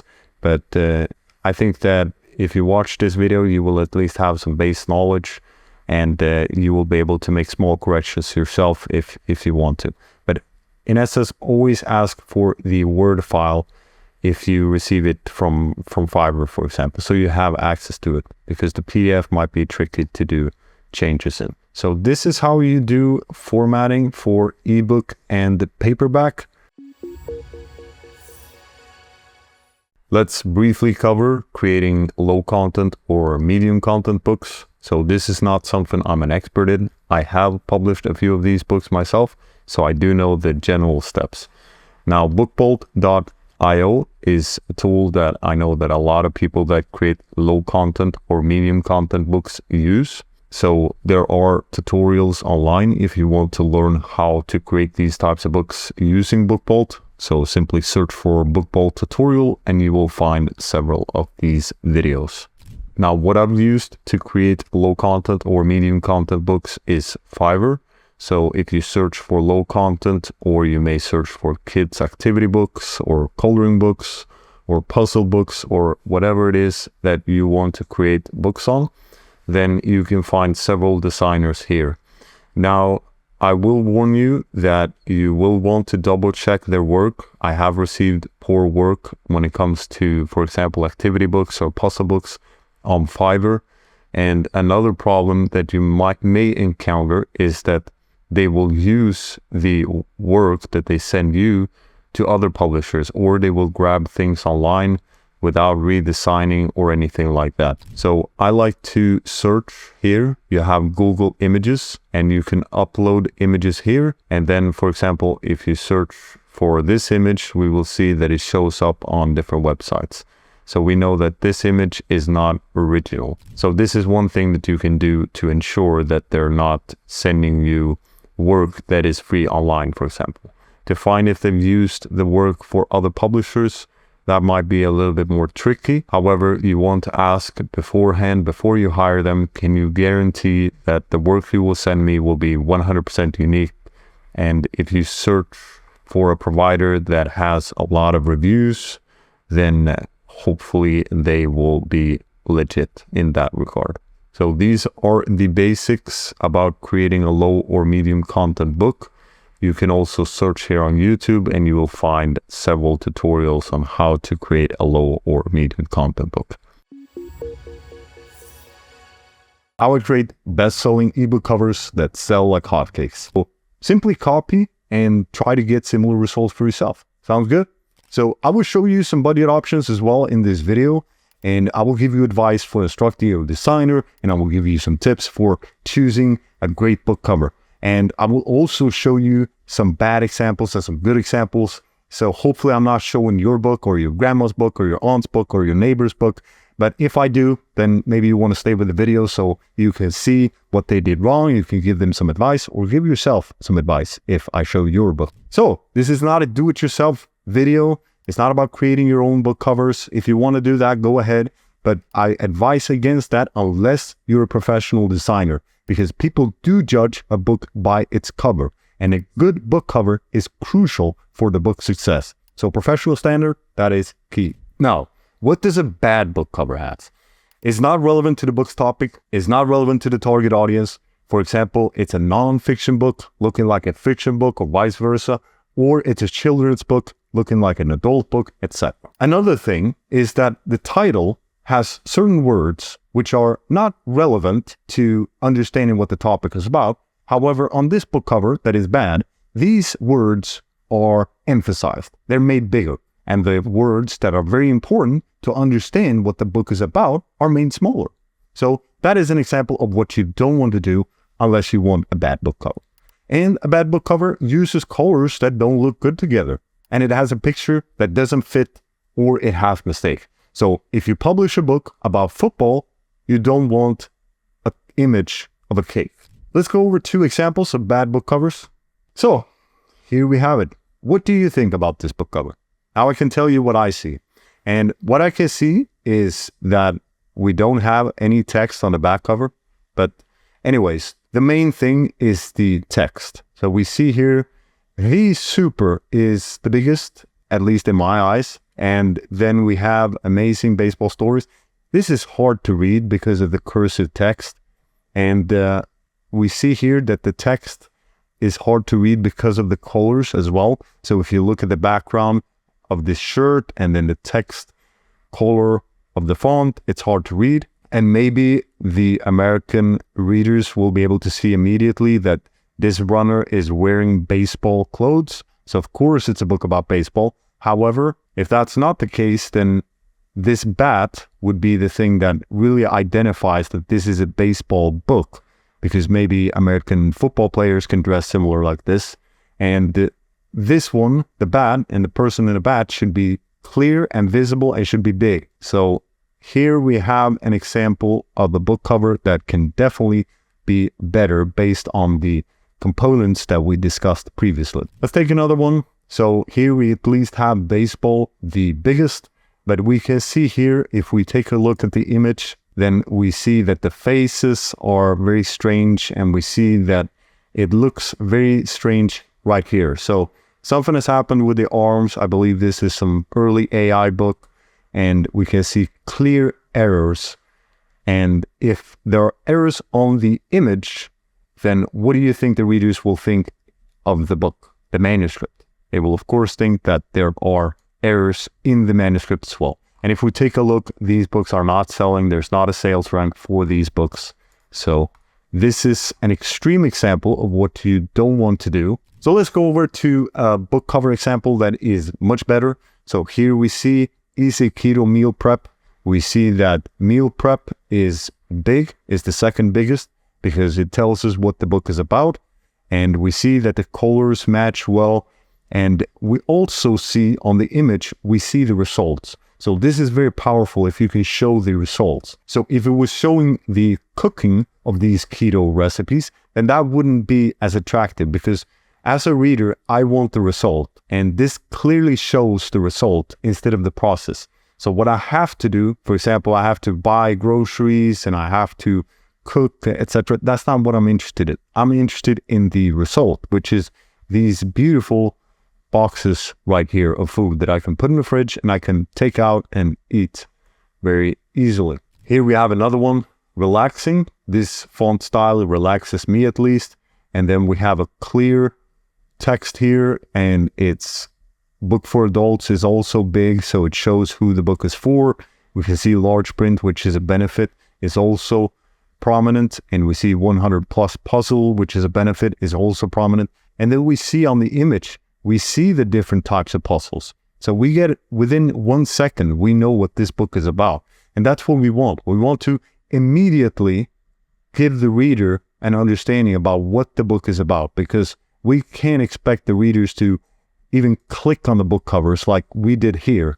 They would just see a small book cover from the distance. And if they don't see right here what it's about, then we have failed. So to summarize, a book cover, it matches the book's topic and the right audience. It makes the important words in the title the biggest, so it's easy to understand what the book is about. And it uses good color combinations. And it has a picture that fits perfectly with the book topic. So if you want to look again at these components, then go back to the cover examples of good book covers. So let's go over the process that I use to create my covers. So the first step is that I have started a contest on 99 Design. I will show you step by step how to do this. And then I choose to work with the winning designer for a negotiated price. So that is something that you can do after you have received an option that you're happy with. And then I will show you Fiverr, which is a more budget-friendly option. So simply go to 99 Design and then you click here, get a design. And then you go here, book cover, and then you choose ebook cover, $1.99, get started now. And then here you can choose if you want a paperback, but we only need the ebook, so I will only select that. And then we have different book covers. So why do we only need the ebook cover? Because we can convert to the ebook cover to a paperback cover later. So that's why we only select the ebook. And then here we can choose if we like certain designs. And here, if we prefer certain colors, and here we enter the book's detail information, and then you move on. And then slowly you will start to receive design options from the people that are competing in this contest. And then you can give feedback as the contest progresses.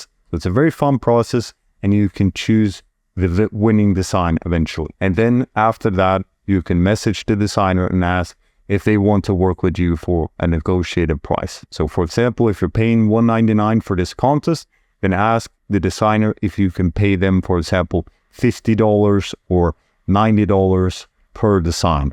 And maybe they can give you 5 to 10 design options for that price. So talk with the designer, try to figure out if you can get along in terms of any price that is within your budget.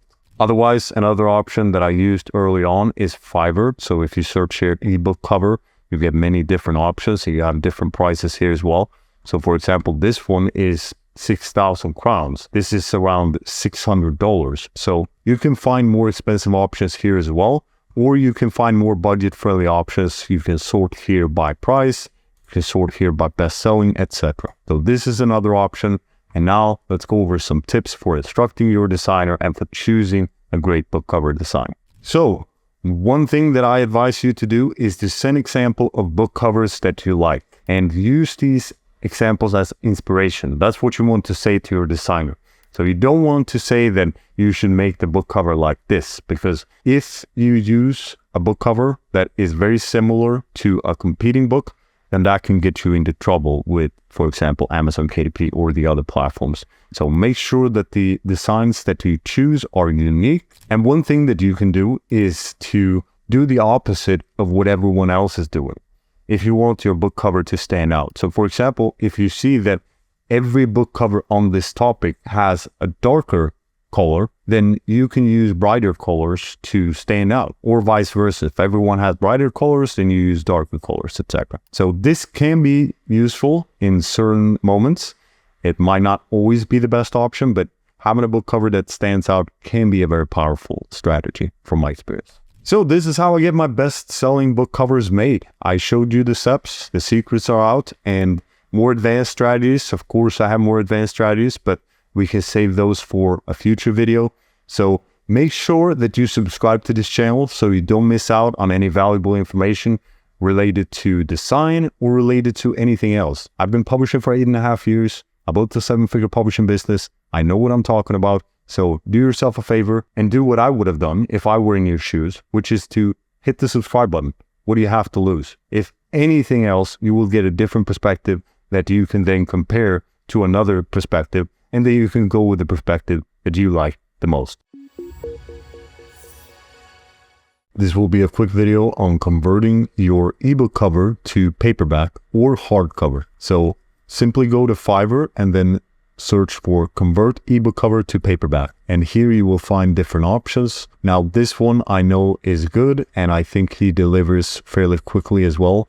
So if you don't want to look, then you can simply go with this one. It costs $5 roughly. And what you want to do is click here, order, and then you enter the book description.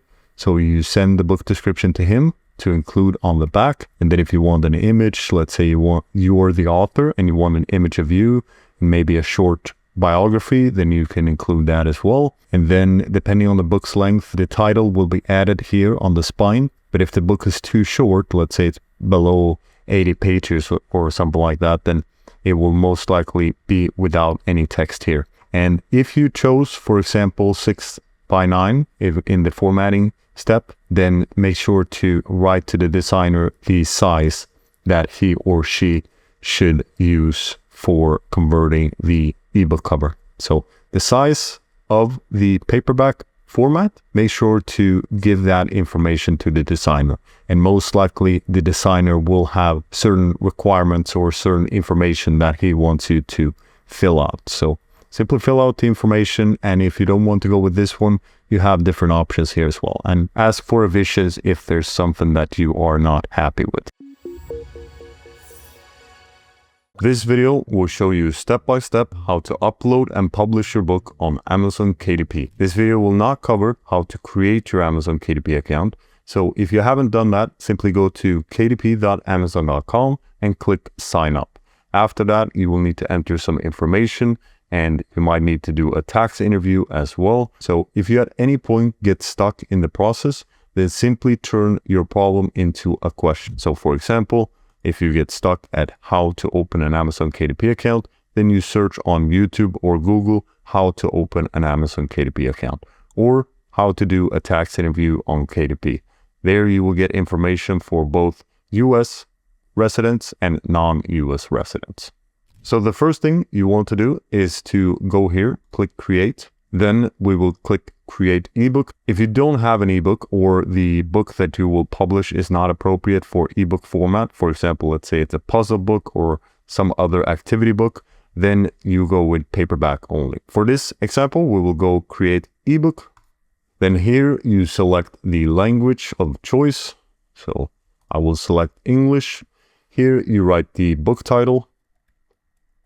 So we will have a book on fitness for beginners, and you can either do like this and write the subtitle after, or you can write the subtitle here. So we can call this book Your Guide to Building Muscle. And we go down. If you have any series information that you'd like to add, then you add that here, and you can add if it's number 1, etc. here. And then here you enter the author information. So I will enter the author name here, and here you enter the book description. So here you can format it. For example, you can make a headline here, learn how to build muscle. And then you can write some text here underneath, text, and then you can also create bullet points here. So discover the 5 proven methods, etc., etc. So after you have entered the description, then you go here, I own the copyright, because I assume that you do. And then after that, you enter here, in this case it's no, reading age, if that's something that you want to enter, you enter that here. Primary marketplace, if it's a US book or if it's an English book, then Amazon.com makes sense. Categories, you select here. Make sure you select categories that are relevant to the book topic. So this is very important. In this case, health is relevant. Here you enter the keywords. So for example, you do not want to enter the same words that are already mentioned in the title or subtitle. So I advise you to check out this guide on KDP, so you can see the best practices for keywords to avoid. So for example, you do not want to include the keywords that are found in the category name or spelling errors. You do not want to add any other author name or brand name and things like that. So read this text before you enter your keywords if this is your first time. And in this case, examples could include, if the book is fitness for beginners, then we could include, for example, building strength. We could include how to get strong as a beginner. We didn't include beginner, we included beginners. So this is examples of how you can enter the keywords. Now, what I advise you to do is to search on Amazon.com. So for example, here you will see different keywords that show up that people search for. So if you search for a book title, see if something shows up or the book topic.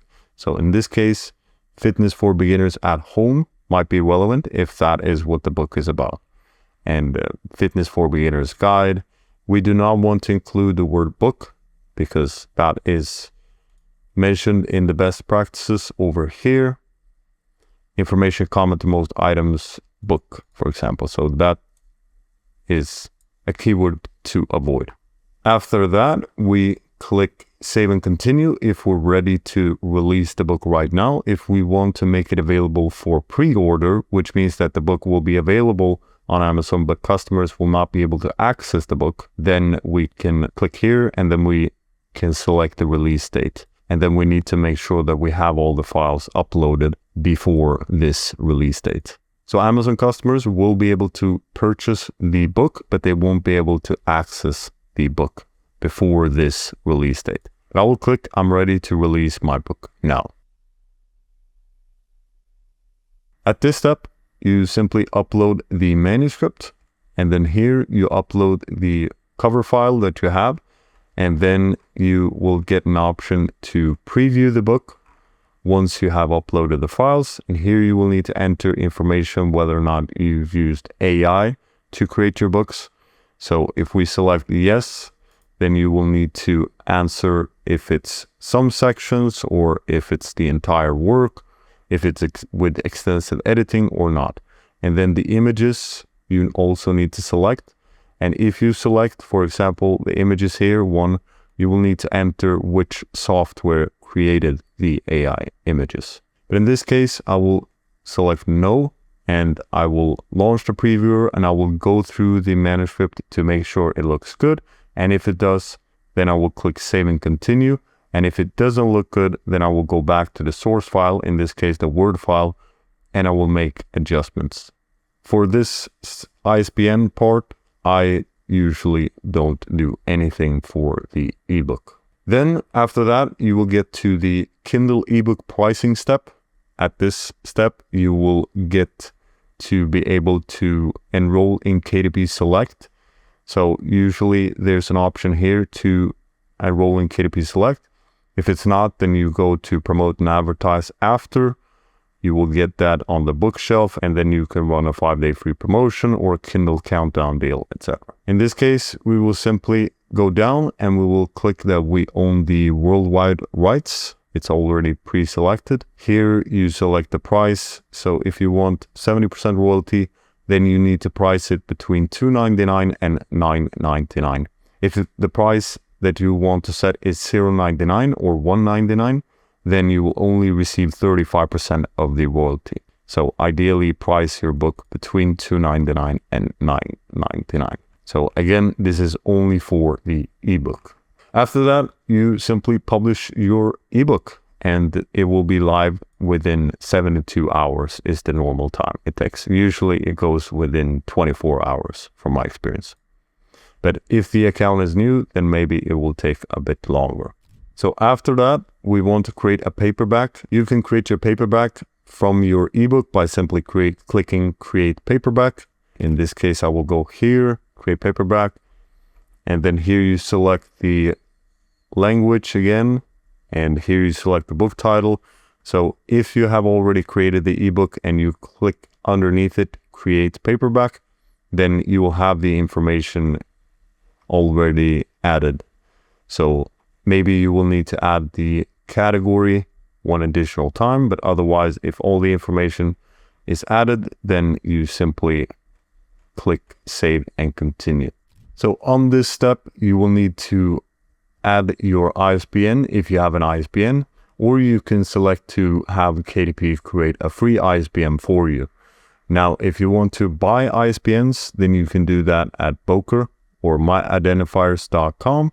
Simply go here, click buy ISBNs, and here you see how to buy it. Then you will need to enter some information for the ISBN as well. So the title, etc. Now, once you have entered the ISBN, you select here if you want black and white interior, or if you want standard color or premium color. Depending on what you choose here, the price of the book will change, or rather the royalties that you will get will change, because the printing cost will get higher if you go with standard color, and even higher if you go with premium color. Here you select the size. So if you have a 6x9 book, you select 6x9. So this depends on what you decided in the formatting stage. Did you decide 6x9, or did you decide 8.5 times 11, etc. Here you can select bleed or no bleed. If it's bleed, then it will go over the margins. In this case, I would choose no bleed. So this is if you have, for example, a children's book. This could be something that might be appropriate. If the page has a full image and there aren't supposed to be any margins, as in most books. Here you select whether or not you want matte or glossy cover. Then you simply upload the manuscript and the cover. You preview it, make sure it looks good. And if it doesn't, then you go back to the formatting step. You edit the Word file, or you send the instructions for the formatter so he or she can make the changes needed. Then you move on to the next step, which is the pricing step. So at this step, you do like you did for the ebook. Then you go on to the pricing, and the pricing for the paperback is similar to the ebook pricing step. So simply enter the list price that you want here. If you want expanded distribution, then you select that here, and you will see the royalties. So for example, if I write $10, we can see that the royalty that I will receive for this book is $3.56. And you can see for the different marketplaces as well. So after that, simply scroll down and click publish your paperback book. And once again, it will take roughly 72 hours, up to 72 hours. Usually it goes quicker, but this might depend on different variables. So this is how to publish your book on Amazon KDP. It's a very simple process, as you can see. And once you've done it one time, it will be easier for you to do it for several books. Book reviews, are they important? If so, how many should we get? And how do we get hundreds of reviews? These are all questions that will be answered in today's video. So let's first talk about the importance of getting reviews. So they did an experiment. It was led by Solomon Asch in the 1950s. And he asked participants which of these lines, A, B, or C, are the same length as the line to the left. Now, the interesting fact is that 75% of the participants answered the wrong answer. And I think the answer is quite obvious.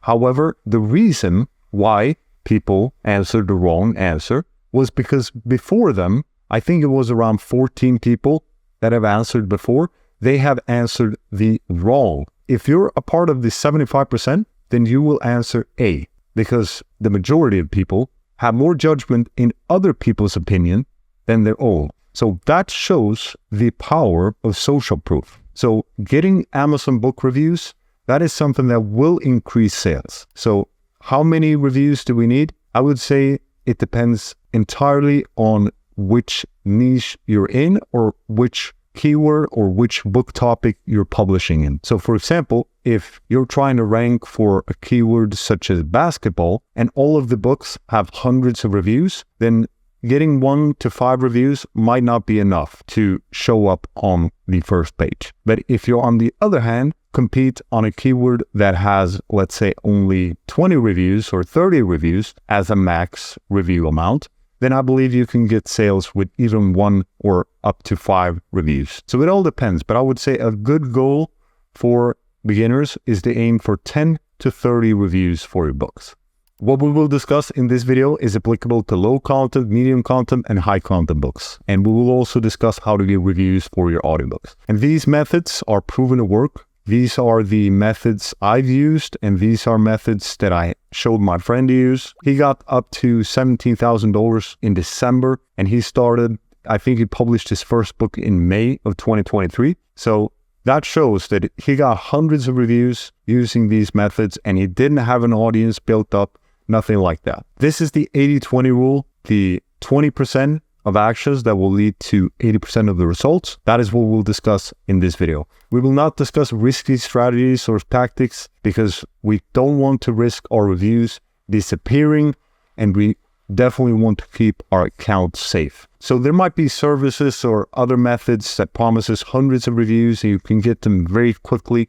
However, from what I've seen, I see that these books, they get the reviews removed over time, or I've even seen some books disappear from Amazon. And I think that's because the account may have been shut down. So the foundation to get high quality reviews, so because we ideally want to get high rating, ideally 5 stars, if not at least 4 stars. So the base for getting those types of reviews is high quality content. So ask yourself, will the reader have a great experience with your book? Will their expectations be met? Or will you even exceed them with your book? Because with high quality books, you will naturally get a higher rating. And I think the amount of books are also likely to be higher. So I believe that for around 100 sales, you can expect around 1 organic reviews, maybe 1 to 5, depending on the quality of your product. And there's no guarantee if these organic reviews are positive or negative. So that's why quality matters so much in the long run. Now, I have 2 books that have over 2,500 reviews each, and they have over 4.5 star rating. And most of these reviews came organically, meaning I didn't do anything to get these reviews other than provide a good launch for the book and then also ensuring that the quality is really high. So that is the power, and I think that this is the method to get potentially thousands of reviews, is to make sure that the launch is good and then ideally try to build up as much momentum as possible. And if the book goes, let's say, viral, we can call it that, then you have a chance of getting thousands of book reviews. But of course, if you have an email list with hundreds of thousands of subscribers, then you may also get thousands of reviews with more of a push type methods, so where it doesn't show up organically. Let's first talk about my favorite way to get book reviews. This is a long-term approach. It's not the quickest nor the cheapest option, and we will talk about other options. So for a complete beginner, maybe this option is not the best one to start out with. However, I want you to keep this method in mind because I think it's very powerful, especially if you're in it for the long run and if you want to build a brand. That is to build an audience and ideally an email list, and then you funnel people into a separate ARC list, or you send them out to the main list as a free book email. So I will show you how it works and everything. And you link to Booksprout where they can download the book and get reminded to leave a review. So let's go over an example. So first, let's talk about this process. So in your books, you would have an offer to a free bonus, and that is also called a lead magnet. And a lead magnet is something that readers get in exchange for their email address. So let's say you have your book here on Amazon, then inside your book, you have a link or a text that talks about your lead magnet, and they click the link or scan the QR code, and they go to another website. And on this website, they can, for example, get a free report, free videos, another book, etc. So if the lead magnet is good, a lot of people will exchange their email address, and then you will send the lead magnet to their email address using an automated service, such as, for example, Aweber, and they will be added to your email list. And then from your email list, you can either choose to send them to a page on Booksprout. So Booksprout is a site where you can create advanced review copies. So people will have an option to read your book even before it goes live on Amazon. And then from your email list, let's say it's gone a week since they downloaded the free book on Booksprout. So this is the advanced review copy. meaning that it's a PDF version, for example, or EPUB version of the book that will go on Amazon or will already be live on Amazon. So Booksprout will follow up and they will ask the reader to post a review, but you can also follow up from your email list. So after a week, you send out an email saying that, have you had a chance to read the book? A review would be very much appreciated. And then you add a link to where they can add their review. And it's optional if you want to create a dedicated ARC list. So do you ask people who join the email list if they would like to be added to your ARC list? And if they get added to your ARC list, they will receive free books before everyone else. And then the process is similar to either the email list or Booksprout. You simply follow up with a link to the book on Amazon. So let's go through a practical example. So if we take here, we read inside the book. So here we see on this page that he has a free bonus. Now if we click this link, then we'll get taken to this landing page. And here people can enter their email addresses. And these are all the things that the reader will get. And then once the person is on the email list, this person can then follow up, asking for a review for this book or for other books. And he can do the process that we discussed here. So that is one way to get reviews for your book. It's not the fastest way, as I've said, but it works. And it's especially powerful if you're building a series of books or you're planning on building a brand. Another option is to have a review page inside your book. So for example, at the end of your book, then you ask for reviews there. And if you use a personalized message, and then you can also add a QR code or a direct link. So for example, thanks you, Mr. for reading. As an independent author, your feedback is incredibly valuable to me. If you can spare a minute, please leave an honest review on Amazon, scan the QR code or visit this link. Audiobook reviews, how do we get them? So one example is to have your narrator read the review request that we just covered and ask him for a review on the platform that you want to get a review for. Perhaps you want to focus on Audible, that's a good choice, or maybe you want to focus on Spotify. And you can get promotional codes from either ACX or Find It With Voices, and then you can send them out to your list or to audiobook review services such as BookBite. Another option that I've used is to use social media to send out advanced review copies. It's not the easiest option, but it can work. So you search for advanced review readers on, for example, Facebook, and you send out an advanced review copy beforehand to gather a review when the book launches. So you join relevant Facebook groups. For example, if your book is about basketball, you would join groups related to basketball, and then you would post about your upcoming book and offer an advanced review copy for the readers who are interested. Another option is to utilize review services. So we have Pubbly, we have BookBite, we have Get Book Reviews, and these sites, they are different from review swaps, which is something you don't want to do. So review swaps, that's when you exchange reviews directly with another person who also has a book, and you say, I will post reviews on your book, and they will then in exchange post reviews for your book. That's not what we want. Amazon doesn't like that. So these review services, they have a system so you don't end up exchanging reviews like this. They don't know that you posted a review on their book, and you don't know who have posted a review on your book. So it's more so that you post reviews on different books, so you leave honest reviews, and then you will earn, for example, snaps or coins, which is a form of currency that you can then later exchange for reviews on Amazon or on other platforms. This will be a quick video on creating an author page for your books. So here we are on Harry Potter, the product page on Amazon, and over here you will see the author name.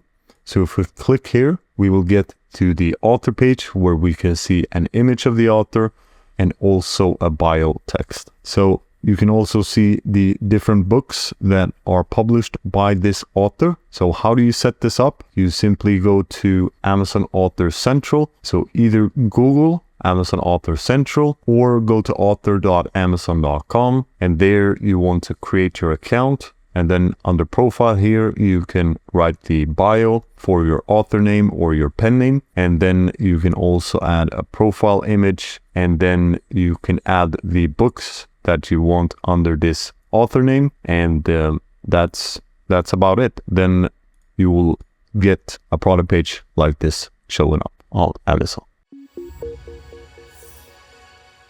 Simplifying and demystifying Amazon ads. A 7-figure publisher's perspective. What we'll cover? We'll cover book presentation and conversion rate. So how your book's presentation affects how many people buy it, choosing the right keywords, the importance of picking keywords that match your book's topic, starting with Amazon ads, how to set up your first ads effectively, and analyzing and optimizing your ads. So how to tweak your ads for better performance. And product ads, how to use product ads to show up next to similar products. This video is not a technical how-to video.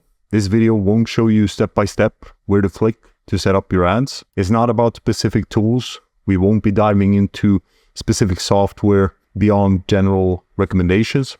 And it's not a deep dive into data. We'll touch on analyzing your ads, but we won't get into heavy data analysis. So the key point is the focus is on strategy and understanding the big picture of Amazon ads. The importance of book presentation.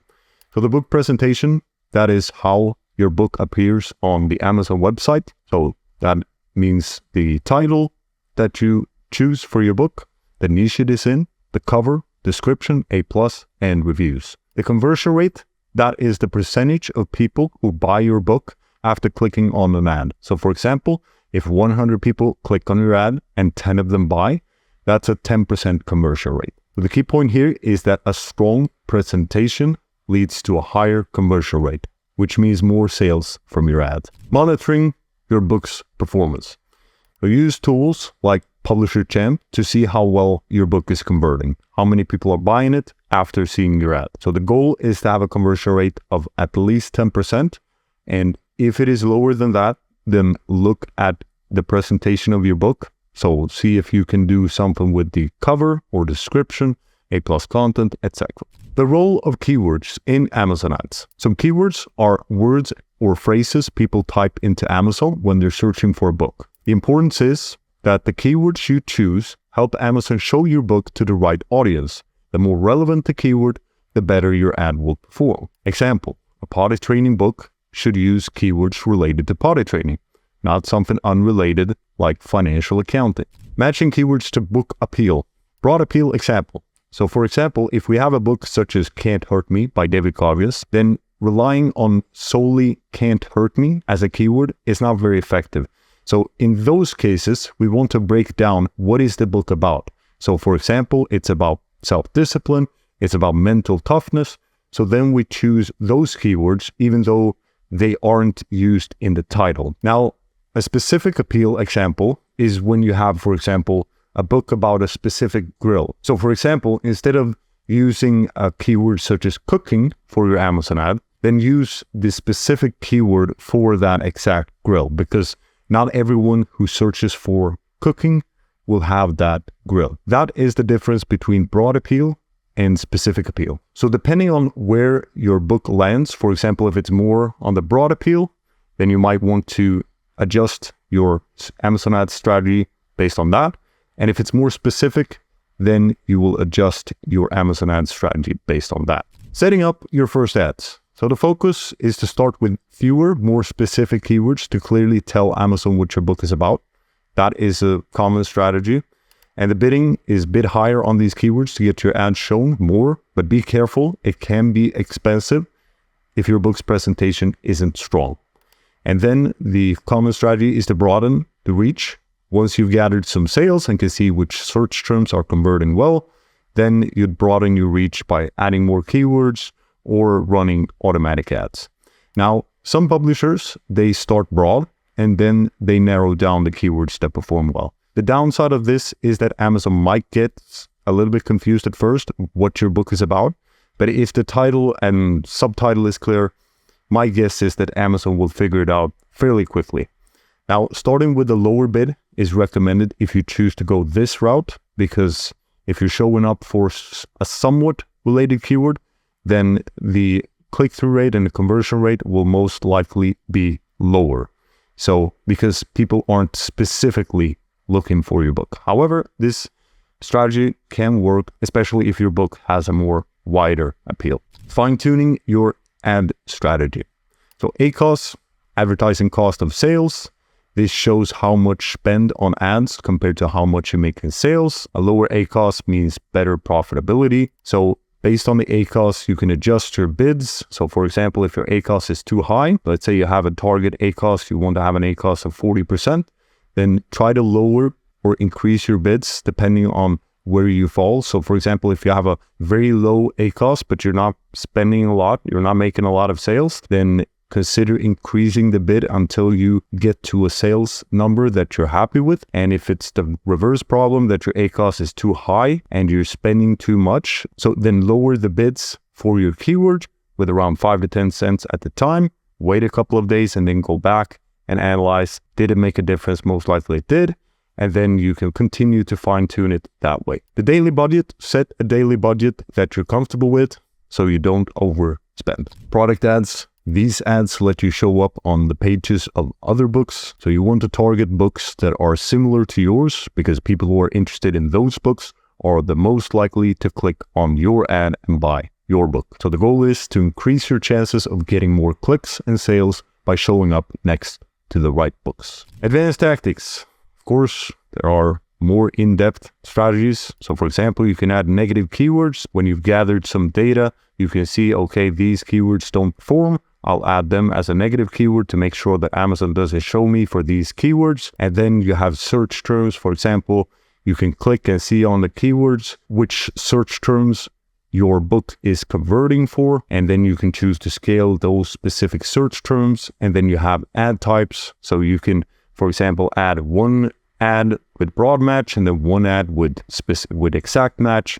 And then you can see which one performed better. And then you can continue to create new ads based on that, etc. So final thoughts on Amazon ads. Amazon ads are a tool to get your book in front of the right people.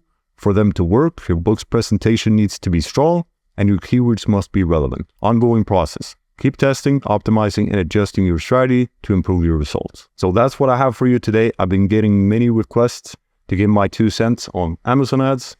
And here it is. It's a very overview perspective. It's not at all a complete guide.